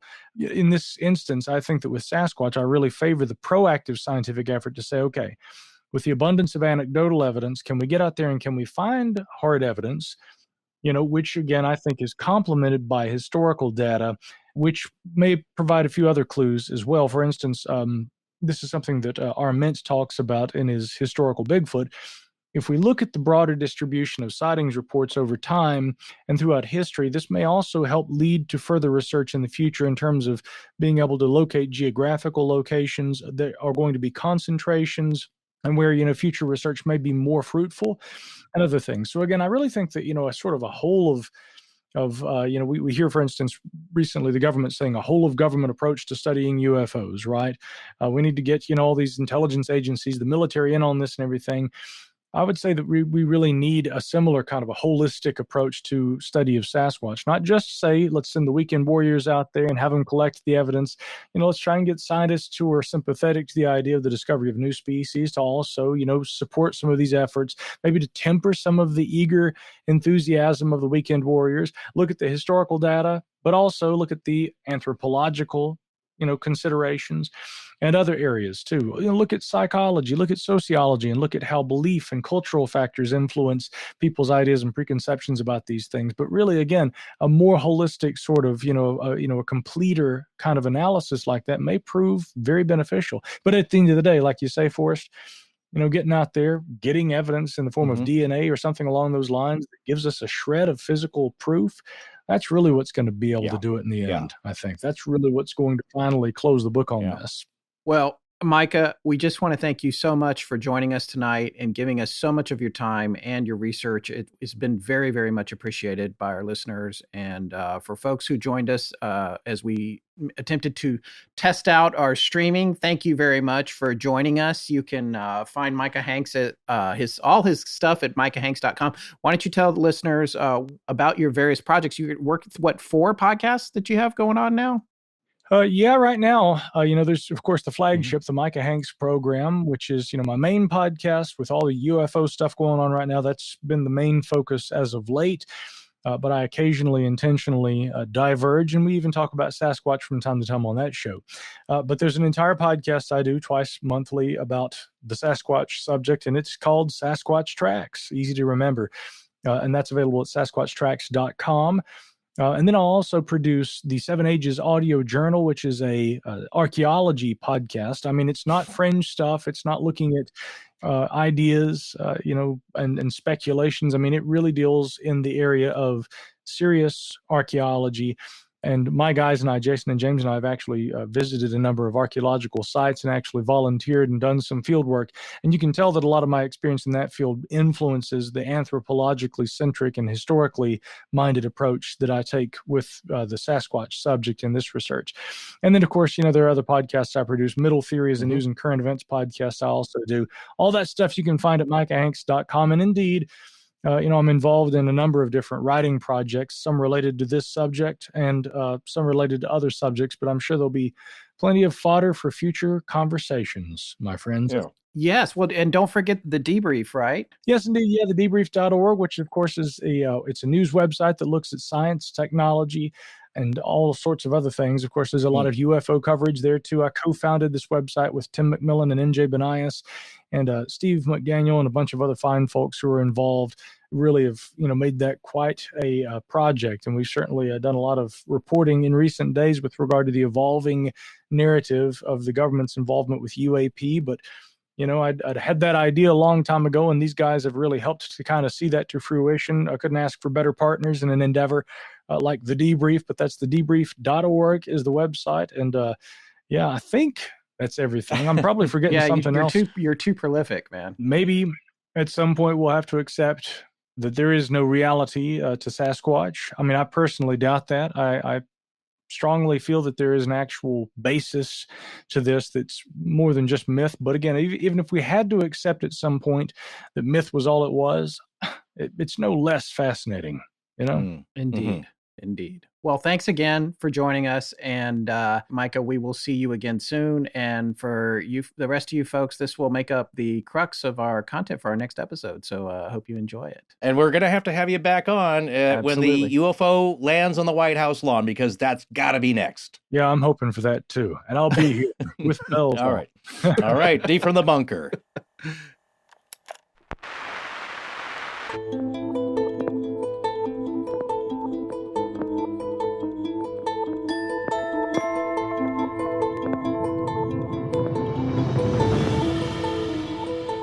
That's going to wrap up this episode on the ancient history of Sasquatch. A very special thanks to our colleague and friend Micah Hanks for joining us tonight. We'll be back in 2 weeks with a new episode. Please remember to support our sponsors. They help keep the show free and the lights on in Blanket Fortiana. Special thanks to John Bolin. And these are the segues. Hi, I'm Oscar. Ponder the existence of that which is unknown. Galaxy-wide in perpetuity. S-A-R. E. Let's get back to the show. Our show is edited by Sarah Voorhees Wendell and co-produced by Tess Feifel, who is also our head of research. Our theme, which is available as a ringtone, was composed by Judson Crane, and our sound design and additional composing is by Ryan McCullough. Special thanks to the Astonishing Research Corps. But most importantly, we want to thank you, our listeners. Visit our store at astonishinglegends.com or interact with us and other listeners on Twitter, Facebook, and Instagram. You can also support the show at patreon.com/astonishinglegends, where patrons have access to additional bonus content. No part of this show may be reproduced anywhere without permission. Copyright Astonishing Legends Productions. Good night.